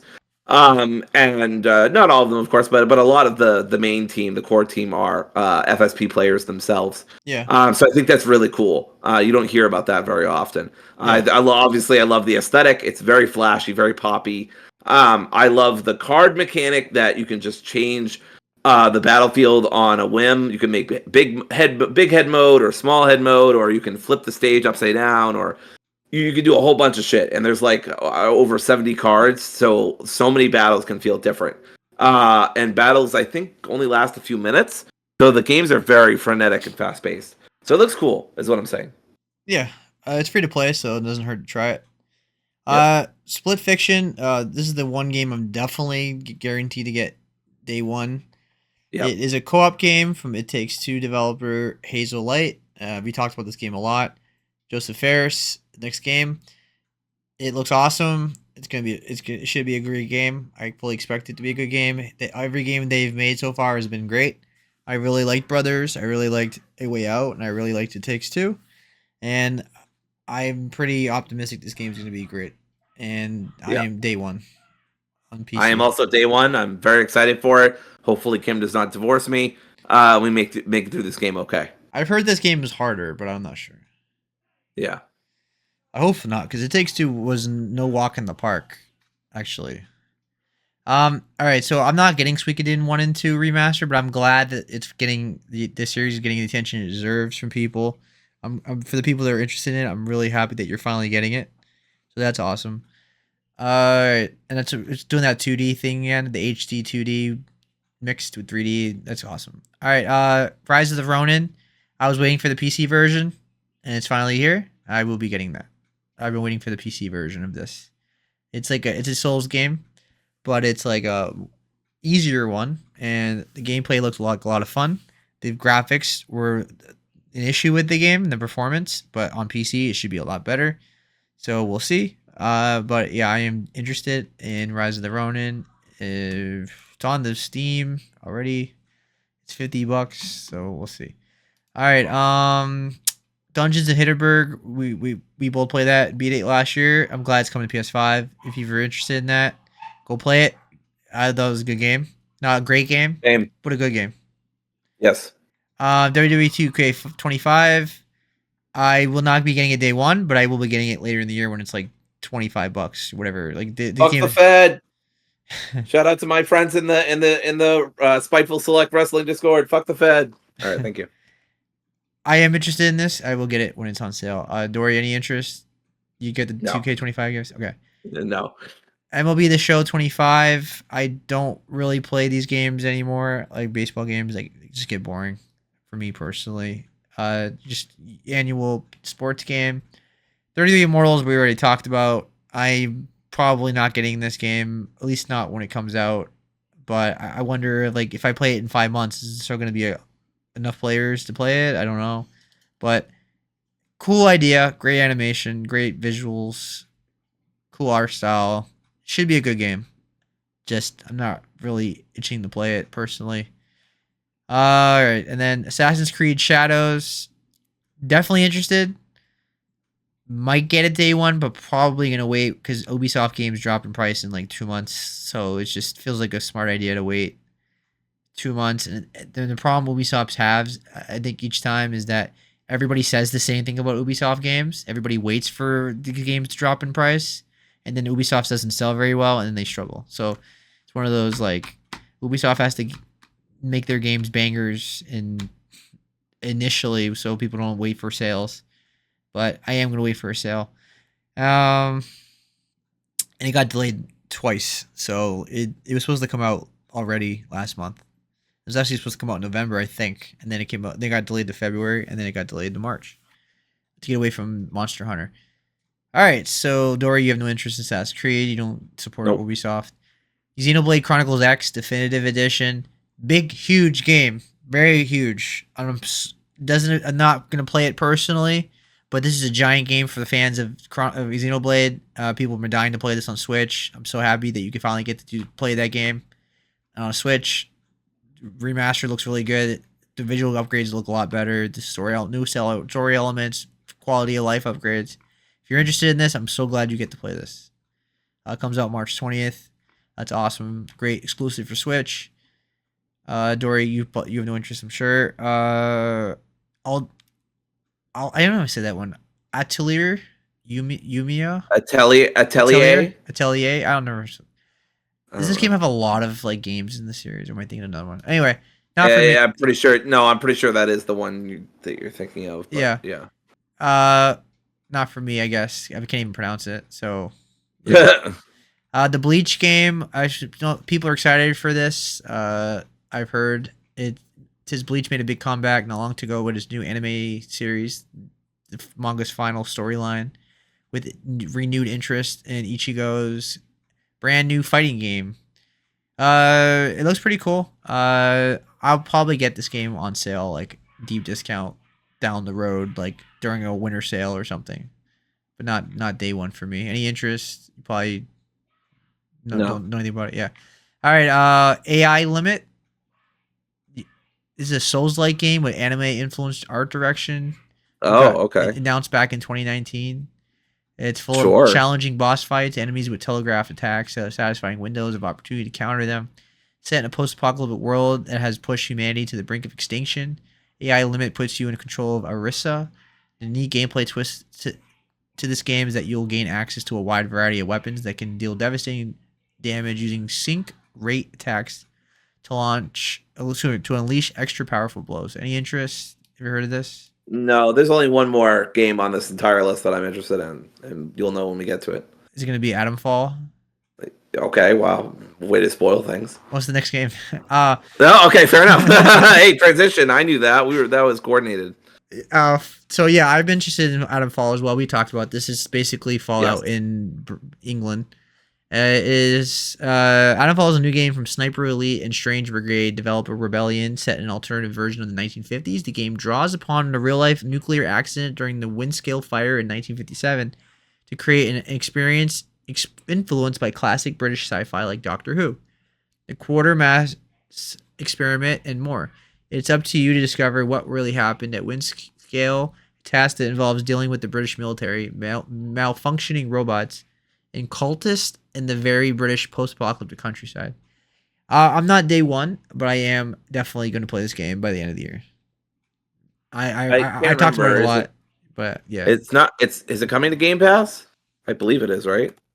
I don't think. Yes, it is. Oh, it is coming Yes, to Game it's Pass. It is. Yes. Okay. But yeah, I'm very excited for it. I'm not very excited, but I am excited. I really love Fallout New Vegas. I know that's like the best Fallout game, but so it's not the only one, but it's the one I've played. I really love Outer Worlds.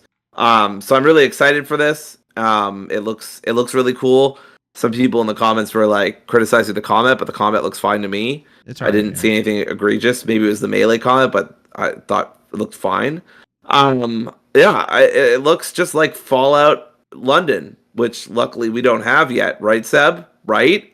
Nobody's done that before, right? Anyway, and then yeah, but I mean, still a cool idea.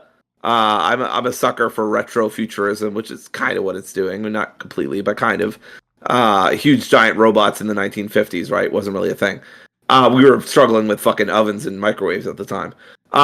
So, but yeah, the mystery stuff. I'm not big on the survival mechanics, but that's okay. I can deal with it. Like I don't like The Last of Us is one, and The Last of Us Part Two are two of my favorite games of all time, and they have some, albeit very minor survival mechanics, but they are there to an extent. Yeah. So yeah, I think as long as it's not like I'm making bases and shit, I should be fine. Yeah. I'm definitely interested in it. I've been talking about it before. I love Fallout. Feels like British Fallout. Definitely interested. Yes. Just not necessarily day one, unless it gets like phenomenal reviews or something. But probably not. I'm probably day one just because it's on Game Pass. Yeah. But if it gets middling reviews, I'm probably not gonna check it out. But you can always we can you can talk about it when it comes out, and Sure. just tell me how it is, and then I'll check it out. Yeah. When it's on sale. All right. Killing Floor 3. I think this is definitely appeals to Mitch. I know Mitch. I think Mitch likes the Killing Floor games. They're very gory, carnage-fueled action games. Like there's a lot of blood and stuff. It's kind of like Doom. A lot of mutants running at you. Looks pretty cool. Looks like a fun game. Not something I'd play day one, but maybe something I'll check out down the road.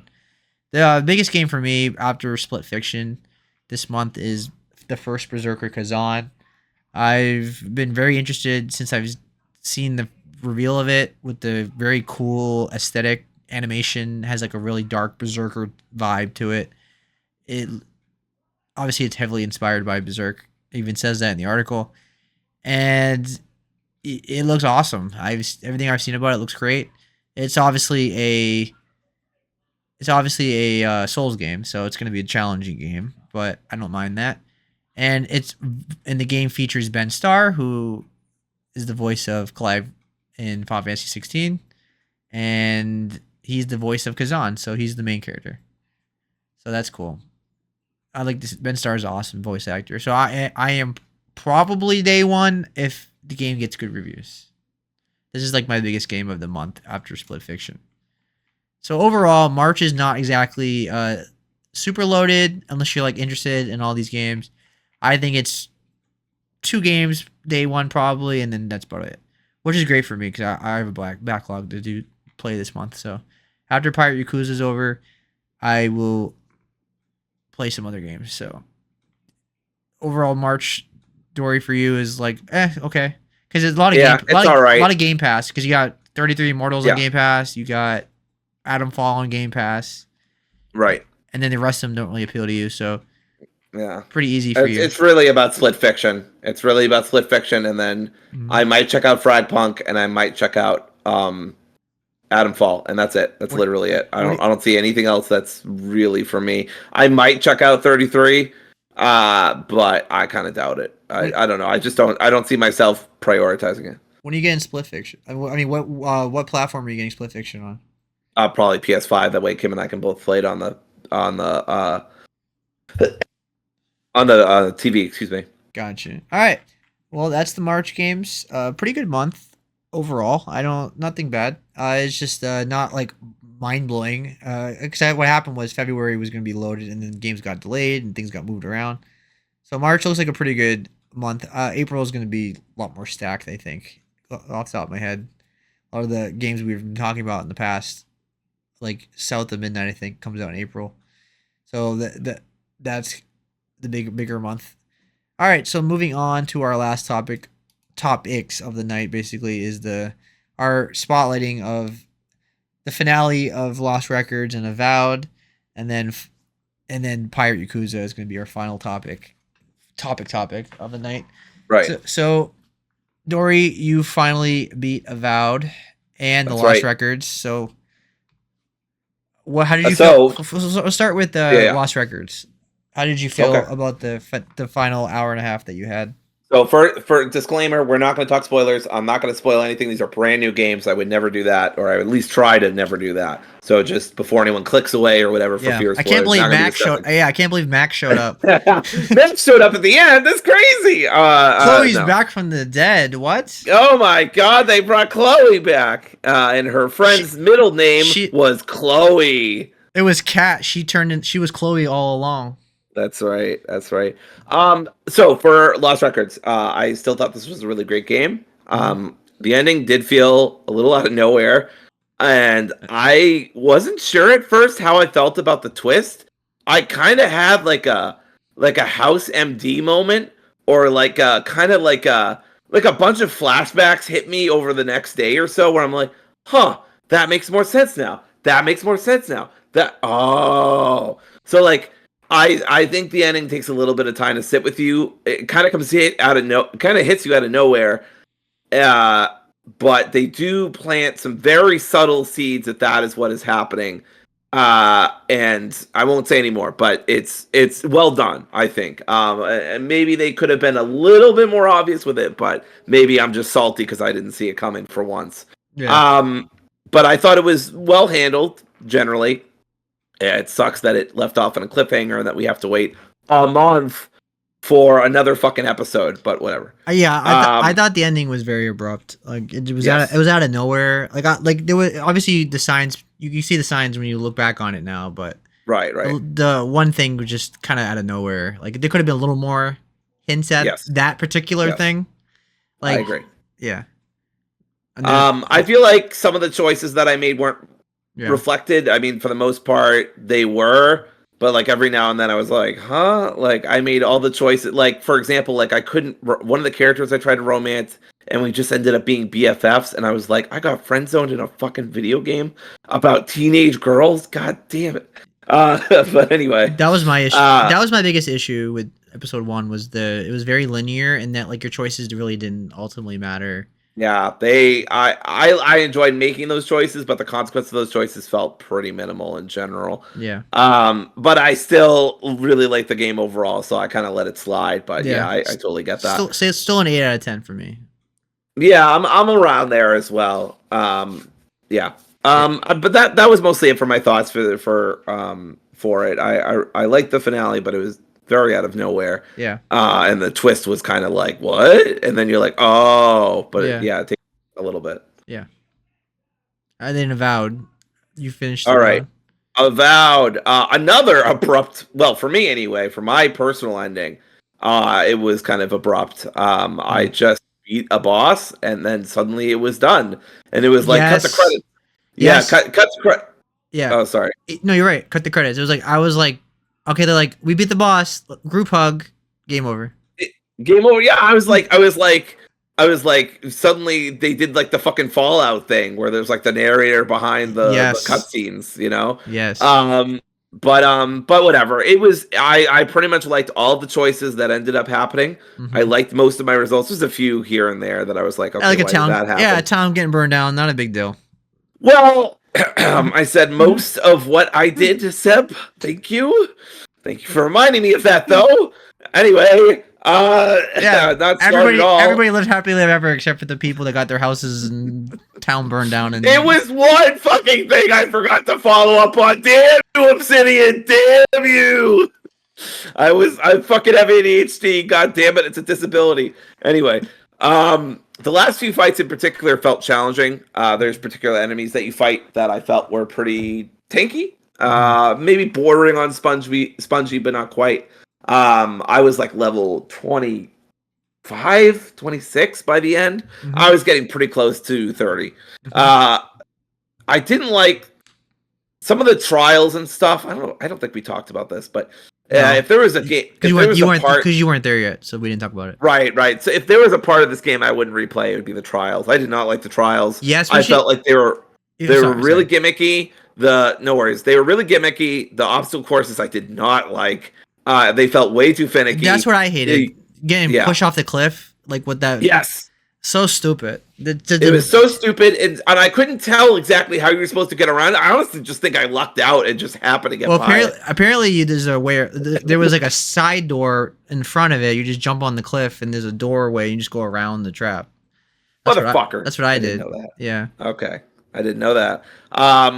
But yeah, some of that felt a little cheap at the end, and some of the fights were a little difficult to do, spiky, but not a big deal. Not a huge deal. Last thing I want to mention, stealing doesn't exist in this game. I forgot to mention that last time. You are the envoy of the Imperial whatever, and so you could basically just go in anyone's stuff. I think twice in 30 hours someone complained that I took something. Once was because it was active crime scene, but then one of them told the other one to shut the fuck up. That's the envoy, and it was like, God damn right. And then the second time was one of your companions when you can go through her stuff very briefly before you meet her, and she's like, darling, I can see you. You're going right through my stuff. Please stop. I was like, oh, sorry. I immediately felt bad. I was like, nobody's ever cared about this. Yeah. Because you can do really bad things and they still stay with you, like nothing happened. Like there's the companion part. Like I always said, the companions always felt like they were tacked on. But like, what did you pick in the beginning? Because I picked Imperial. Like my character was like he grew up in the Imperial side. So it was the same for everybody. Like no matter what you picked. No, I loved my choice actually. I picked the hunter, the woodland kind of guy, the guy who kind of me and Marius were like peas in a pod. We got along really well. Yeah, because that plus us both being rangers and liking stealth. I didn't have Marius much in the party until we got to a certain location. Sure. But I kind of had to because he was so important to that location. But yeah, I really enjoyed Kai's story specifically. I liked Marius' story, and then I guess Giada kind of got her story wrapped up, and then it was frustrating because Yasli, or I forget her name, she the one who talks about sex a lot, she I felt like I pushed her towards what she really wanted to do, which was go with a certain character to develop her skills. But she didn't end up doing that. The And I was like, what mage, the fuck? the mage part. Yeah, the mage part. So I don't know. But I loved Kai's story. I thought it was genuinely moving. I thought it was well written. I know deep down that part of this is Garrus love talking, and that I just love Garrus's voice actor and would follow that man to the depths of the earth. So that's probably part Yeah. of it. But I did think his story about guilt and grief and redemption and just like a lot of other shit was very moving to me personally. I thought it was very well written. Is it rewriting? No, absolutely not. But I did really enjoy it. I thought it was well done. I also thought, I think one of my last thoughts, I thought the last main area was the weakest. It felt really tropey. Like the other areas felt kind of tropey and like baby's first fantasy game, but the last section really felt tropey in terms of how they displayed the particular race that they were going for. Just shit that you would see in Dragon Age Origins, if not earlier. I mean, literally bar for bar, flow for flow. They pretty much took what Dragon Age Origins did and just copy pasted it. So it was kind of disappointing. I'm not gonna say like it ruined the game, but in the back of my mind, I was like, really? Like, we couldn't have improved on what happened 25 years ago or whatever the fuck it was with Dragon Age Origins. So, Yeah, still my goatee, surprisingly, and still an excellent game for me. But again, just to remind everyone, I did not grow up with Elder Scrolls, so this whole experience for me is very cool. I did not play a lot of fantasy games growing up either, unless you want to count RuneScape. And even RuneScape I barely played, just a little bit with friends. yeah. Shout out to anybody who remembers RuneScape. I saw a fucking comic book for RuneScape today when I was visiting Salem. That was crazy. But yeah, anyway, it's just it's kind of similar to Sword and Shield, and having never really experienced Pokemon for 10 years and then coming back to all the improvements and stuff. It's similar with like I never really experienced Elder Scrolls or those kind of games. You know, I played Outer Worlds, but you know, it's a fresh experience for me, so Yeah. it doesn't really bother me that it's pretty much a lot of those same ideas. Yeah. I You're higher on it than I am. I think depending on Right. what comes out this year, it's a game that's probably could possibly fall out of my top 10. It's like it would be at the bottom of a top, and I have in a strong year, it probably wouldn't even make my top 10 if this was like 2023.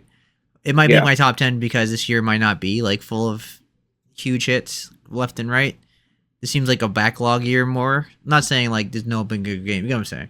Right. But it's a good game. It's just not. I don't think I it'll don't be think it's my a great game. goatee. I don't think it's a great game. Yeah. Oh, okay. I disagree. I think it's an excellent game, but that's also very much based on my own gaming experiences or lack thereof. Yeah, So because I'm the opposite. fair enough. I grew up with Elder Scrolls and Fallout. Right, And exactly. I have a huge experience So with those games.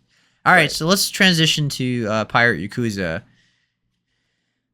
So Pirate Yakuza. Let me because you've been doing a lot of talking, so I can Yeah. Why don't you go for it? I can start with mine because mine thoughts are similar.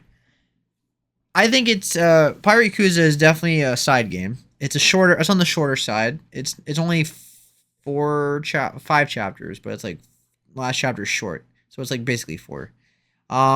It's a pirate game. You play as Majima. He has amnesia. He after getting in after a ship after he gets amnesia from like the whole thing, and he's trying to figure out who he is, and then he meets a boy named Noah. And obviously, Noah and his family and all them they're all white. It's Hawaii. They speak English. But like Majima looks at the camera. He's like Deadpool. He breaks the fourth wall. And he's like, we're not worried about language. So you can play the game in Japanese or English, and everybody speaks Japanese or everybody speaks English. It's one of those things. I think I've done both, and I think the voice acting is good in both of them. Obviously, I think the Japanese fits Majima more, but the Japanese with the other characters throws me off because they're supposed to be like Caucasian, like American people, and they're all speaking It's so proper fucking Japanese. funny, dude. You'll have the whitest dude named Ryan Rich or some bullshit, and he'll be like "Konnichiwa," and he'll talk with perfect Yeah, Japanese. I was explaining this to Kim. I was like, Kim, you just gotta accept it. For some fucking reason, this little boy Noah, who's like not even 10, knows perfect Japanese. Just don't worry about it. so you played it in Japanese too? Yes, Or I'm not trying to get into the sub versus dub thing, but mostly when I watch Japanese media, I consume it in Japanese, unless it's a classic like anime for me, or yeah, the dub is critically acclaimed, or yeah, et cetera, et cetera. I usually do the sub, just because I feel like that's getting to the closest of what the intention was for the original art. But I'm not one of those like fucking sure.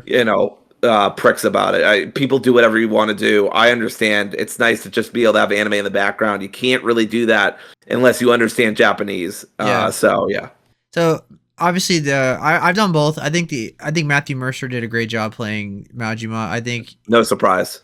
yeah, I played it. I've been playing it mostly in English because I feel like all the characters are like in Hawaii. It just English just fits better. Normally I would play it in Japanese, but in this case, it just feels more likely that Majima would just learn English himself. And I feel envious because I missed Raymond Law's introduction in English. I was so pissed. Like I wanted to hear Samoa Joe do some fucking voice acting, but it wouldn't let me switch languages mid cutscene, or even like it immediately kicked me into the cutscene. So I had to. I just sat there as Raymond Law spoke from some Japanese guy that I don't. I'll respect to him, but I don't even know him. I yeah, really wanted to hear Samoa Joe's voice acting, but yeah. yeah. So in terms of the gameplay, it's obviously a Yakuza beat 'em up game. It's back to the roots. We're away from the RPG elements again, the turn-based combat. We're back to beat 'em up, 3D beat 'em up. The game has a mix between combat. It has a mix of walking. No, you have once again, we're back to square one with the original Yakuza games. You have a town, you explore it in Honolulu, or you have like the Coliseum, and you just walk around, talk to people, do side quests, side missions, recruit people. And also a ship combat. I think ship combat in this game is very mediocre. I don't think it's anything phenomenal. I think it's very slow.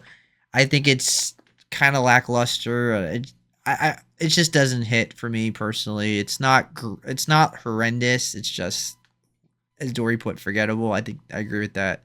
It's just mediocre. I think it's the weakest part of the game personally. Like it just doesn't hit. I've done like 25 Coliseum battles on the ships, and I've done all that stuff. Like I've done a lot of the Coliseum stuff, and it gets really repetitive. And I mean very repetitive. It just doesn't hit the same. It really doesn't. Finding the treasure, also repetitive. It doesn't help that the ship moves very very slow, and I had to download a mod to do that to make it faster. And now I'm all good because the mod helps really a lot with that. But God, before the mod, it moves very very slow. Getting from point A to point B is not great in this game. It just doesn't really add to anything. I would have really preferred the boat move faster, and also the fact that the fast travel could be better. I mean, there is like somewhat fast travel, but like you still have to go from point A to point B after you travel, so it's really not fast travel.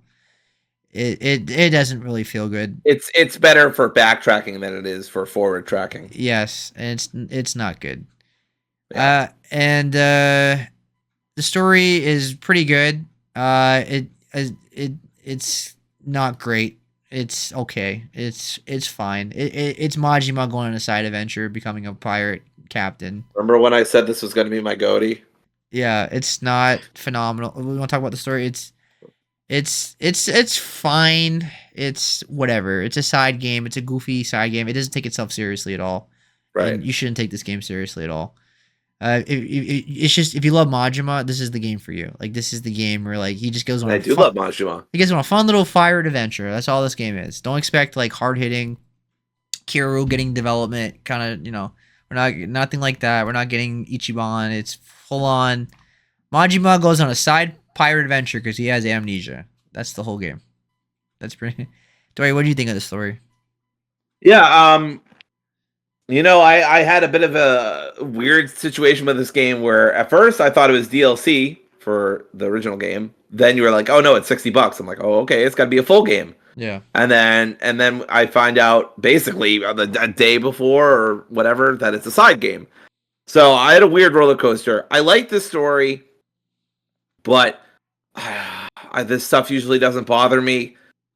This is reckless childhood endangerment. The game. Why the fuck is Noah with you? 90% of the time. I normally wouldn't care about something like this, but every time he's in a cutscene and something's happening, or there's literally sex workers like 5 feet from him, right? I'm like, why is he here? Like, why are we allowing this? Like, Yeah. I love Yakuza. I've said so many times while playing this game, God, I love Yakuza because it's fucking ridiculous. And it doesn't take itself seriously, and I love that about it. But this is one area where I just can't look past the implications of bringing a child along for this kind of adventure, which is really just killing people. Or I know Majima keeps saying he's not killing people, but he's still shooting and slashing it. But it's still traumatizing. Well, they're right? swearing and drinking and They're swearing and drinking and there's sex workers and they're slashing people and shooting people. Why is Noah there? Why is he not with his sister? Yeah. He literally could be with his sister back on the island. Anyway, even the sister part is like, you're gonna trust this teenage girl by herself to run the whole store, and right? That seems dangerous. There's pirates and thugs everywhere. Exactly. I was thinking that too. I'm like, just literally on a night that you were there, like she almost got assaulted by some pirates. Not only that, but the dad is very trusting. He's like, you just met this man like a day ago, and you're letting your child run around with him to do crazy stuff. Pretty quick. I mean, to be fair, he's not very trusting of Majima at first. They at first fucking fight each other. But but the rest, like, that's like the first half an hour of the game. Like the half hour game. After that, like, Noah goes out everywhere with Majima, and like the dad becomes like a crew member, and they have single. I mean, it's the same game where everybody just breaks out in a song. Like, that was the highlight of the game, is when that was really good. They break out in like a whole pirate song. It felt like Muppets Treasure Island, which I love. Right. I love that. But yeah, the story is good. There are times where I'm like, don't you think, why didn't you question? I'm like, whatever, fuck it. It's a side game. It's fucking it's a side game. It's Yakuza. Yeah. It's not bad. I just think it's like whatever. It's like, it's kind of mid. It's just whatever. Yeah. But I will. Yakuza games are the best. The story is the best part of the Yakuza games. Yeah, and this is not one of those situations. I do want to talk some positives though. Sure. I thought that the ship combat is good, but yeah, forgettable.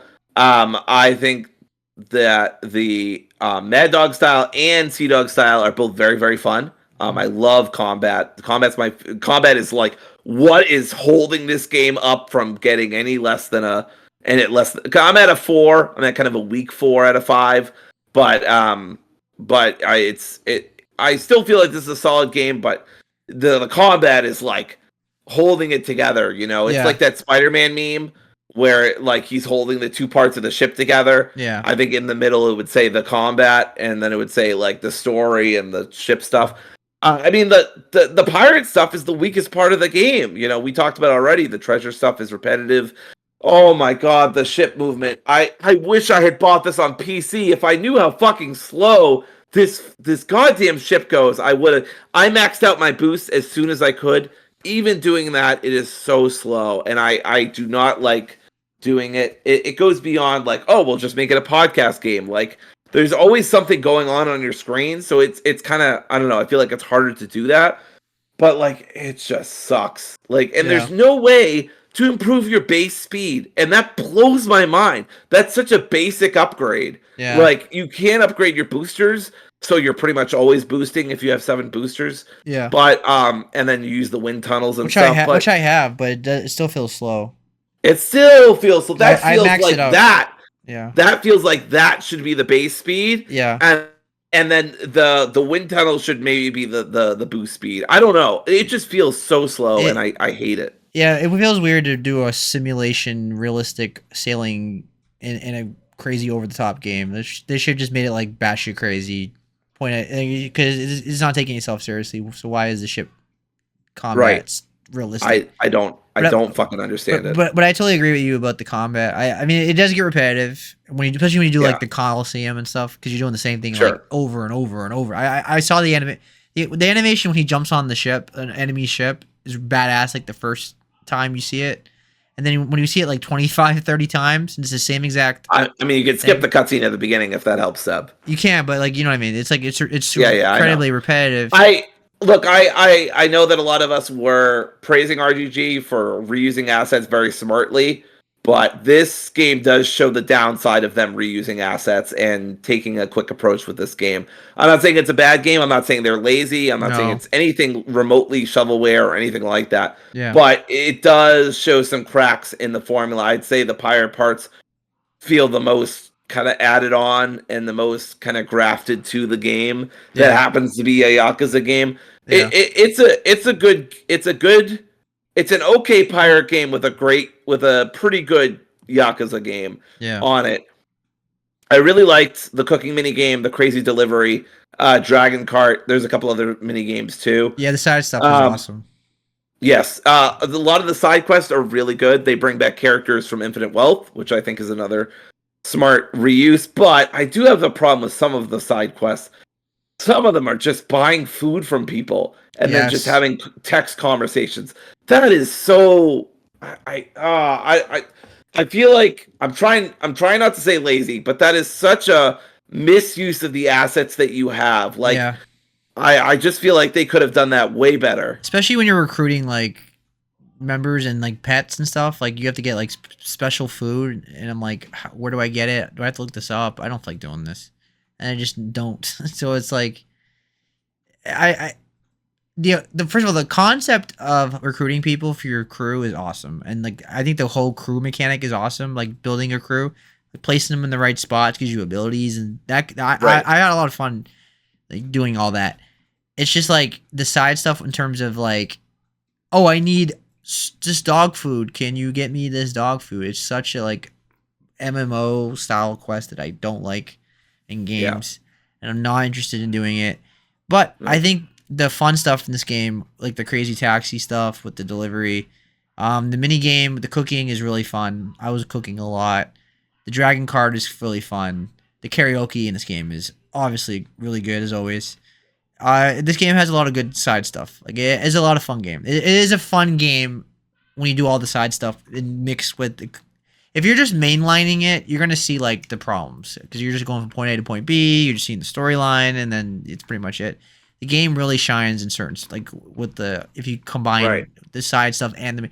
There's no reason to like rush through this game because it is a short game, so don't feel like you have to like beat it. I'm 12 hours in and I'm in the penultimate chapter, and I have been taking my time, been using a lot of side quests. So make sure you do the side quests. You talk to characters. You explore. You have those conversations, those bonds and stuff with other people. You can throw parties for your crewmates. Yeah, it is really cool. I do like this game. I feel like we've talked more about the negatives and the positives. I do like this game overall. I think it's solid, but it shows a lot of cracks with them reusing assets. It shows there's a lot of repetitiveness, especially with the Devil Flag storyline.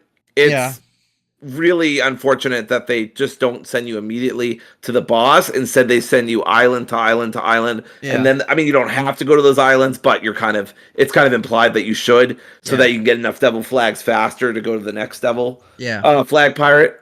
So this game could have been more like One Piece or something, where there's like crazy over the top big battles against giant bosses, like different pirate crews, and there kind of is like that, but it's like they could have did a little more with it.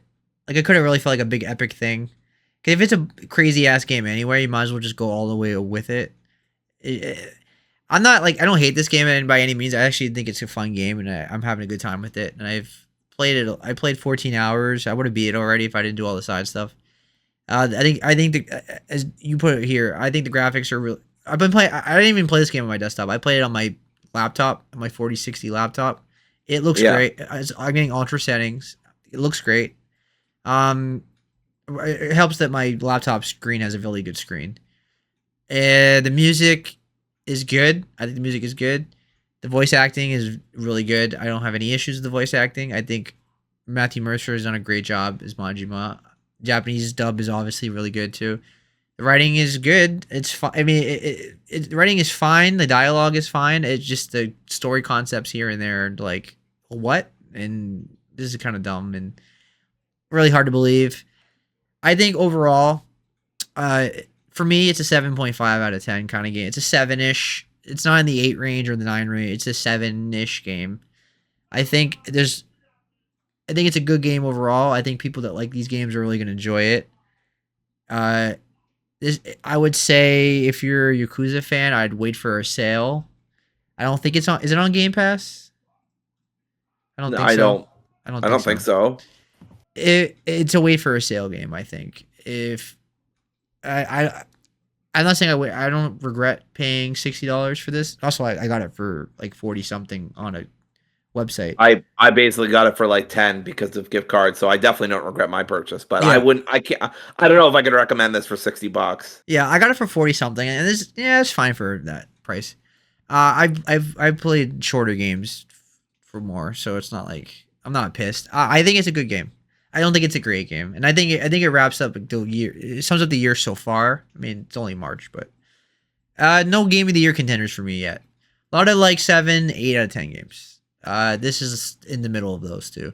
This is a game once again that if when more big games come out, they're like legitimately awesome games. I think this will fall out of my top 10. It's in my top 10 by default because obviously it's only March 1st. But I don't think this game will be in my top 10 personally. I think this will be my cool game I played that year. I'm not even sure it's gonna be my honorable mentions, but that's not like a bad thing. I'm not saying like I don't know what's gonna come out this year that's gonna be a banger or not, but it's a 7.5 out of 10. I think it's a good game. I like the Yakuza games.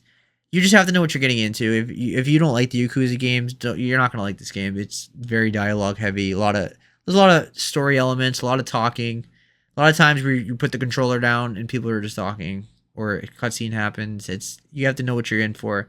It's a Yakuza game. It's doesn't try not to be. I mean, it's basically narrative. Okay, a lot of combat, narrative. So and then side content. So you just know what you're going into. It's a side game. It's a spin-off. It's a side game. It's not meant to be anything more than that. If you're upset like that RGG is doing like annual games now and you think this game could be a little lazy or whatever, I can see that. But I think you'll have a good time with it. I just think you should wait for a sale. I think you'll have a good time with I think it. they've done enough to justify it being a full game. I just don't think they've justified it enough to be $60 personally. Yeah, if it's like But 40, maybe. yeah, I think if this was 40, it would absolutely be worth it. Yeah. I've had a great time with this game overall. I love the combat first and foremost. I think the graphics are solid, the music is solid, the voice acting is solid. It's just that some of the writing and the story is not quite up to the par that I'm used to with Yakuza.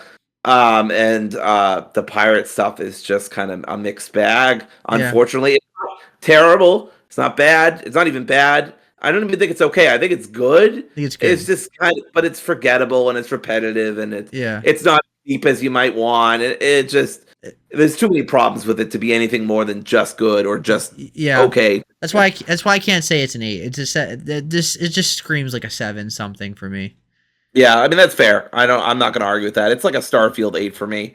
Feel like it feels like a 7 spiritually, but I feel like I can't give it a 7 for some reason because I just love Majima so much. I love how you always say Starfield 8 because like it's like a passive aggressive like 8, but like That's worth it every time. yeah, but I agree though. Like I can see it being 8 for a lot of people because Yeah. but it's not really an 8. It's like but it's so fun. 7.5. It's so fun It's so fun. that it feels like an 8. I mean, Yeah. when it hits, it hits. It's so good. It's so Yeah. fun. I love Maj. Maj is one of my favorite video games characters of all. So and I love pirates. So this is a game specifically marketed toward, and I love Yakuza, so it's specifically marketed towards me, as I'm trying to be saying, but I keep cutting myself off. Yeah. So yeah, a great game, but not an amazing game by any means. Yeah, maybe by the end of the year, I wouldn't be surprised if this is either at the top of my list in terms of like the number 10 or bottom of my list, I guess. I always get confused about that. Or honorable mentions. Yeah. Probably somewhere around It just there. depends what's coming out. Like, but I don't think it's gonna be my top 10.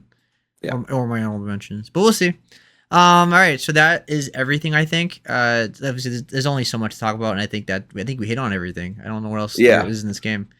All right, so that is Pirate Yakuza. So the next episode is Split Fiction. That's gonna be at the thumbnail. Nice. Dory says she's getting in on PlayStation to play with Kim, correct, and I'm gonna get in on Steam, and I'll play with my friend or whoever is available to play it. I will see where we get with that. My goal is to get Pirate Yakuza beat this weekend because I'm at near the end.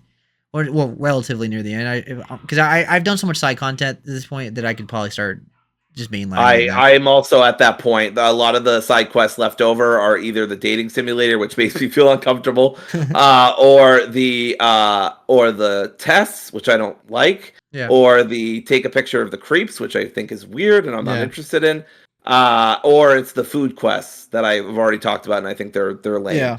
So yeah, most all those side quests do not appeal to me. So that leaves me with pretty much nothing else except the devil flags Yeah. side mission, but I've already talked about how repetitive that is. Yeah. You do get really cool instruments from it, but it takes a lot of grinding to get there. Yeah. So Split Fiction, it will be like the big game that I'll talk about this month, and then otherwise this month will be largely a spotlight of backlog games for me. I don't really have much to. I don't really have a lot of interest in a lot of games in March, as we already talked about. So I'm kind of looking forward to playing a little bit of a backlog because I need a break from trying to keep up with the new releases. Yes, please. And then April and May will have theirs, but like it's not like there's like 20 games I'm getting in April, May. It's just like a couple here and there, like South of Midnight, right. Doom, that kind of stuff.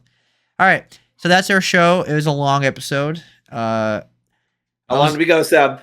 About 2.5 hours. I told you. Yeah, I do think we went on tangents that we probably could have cut out if we really wanted to push it. I think we're speaking frankly. We could have cut a lot of the games from the indie stuff. I only really wanted to talk about like 3 or 4 games. I didn't think you were going to talk about the whole show. Yeah, but I was like, you know what? Let's hit on some indies. So sure. So if we really wanted to, we could have knocked this out in like maybe an hour and 40 minutes, let's say. But I don't care. It's not that long. All right. So thanks for watching, everybody. We'll see you guys next week. And peace. Bye, everybody. Bye.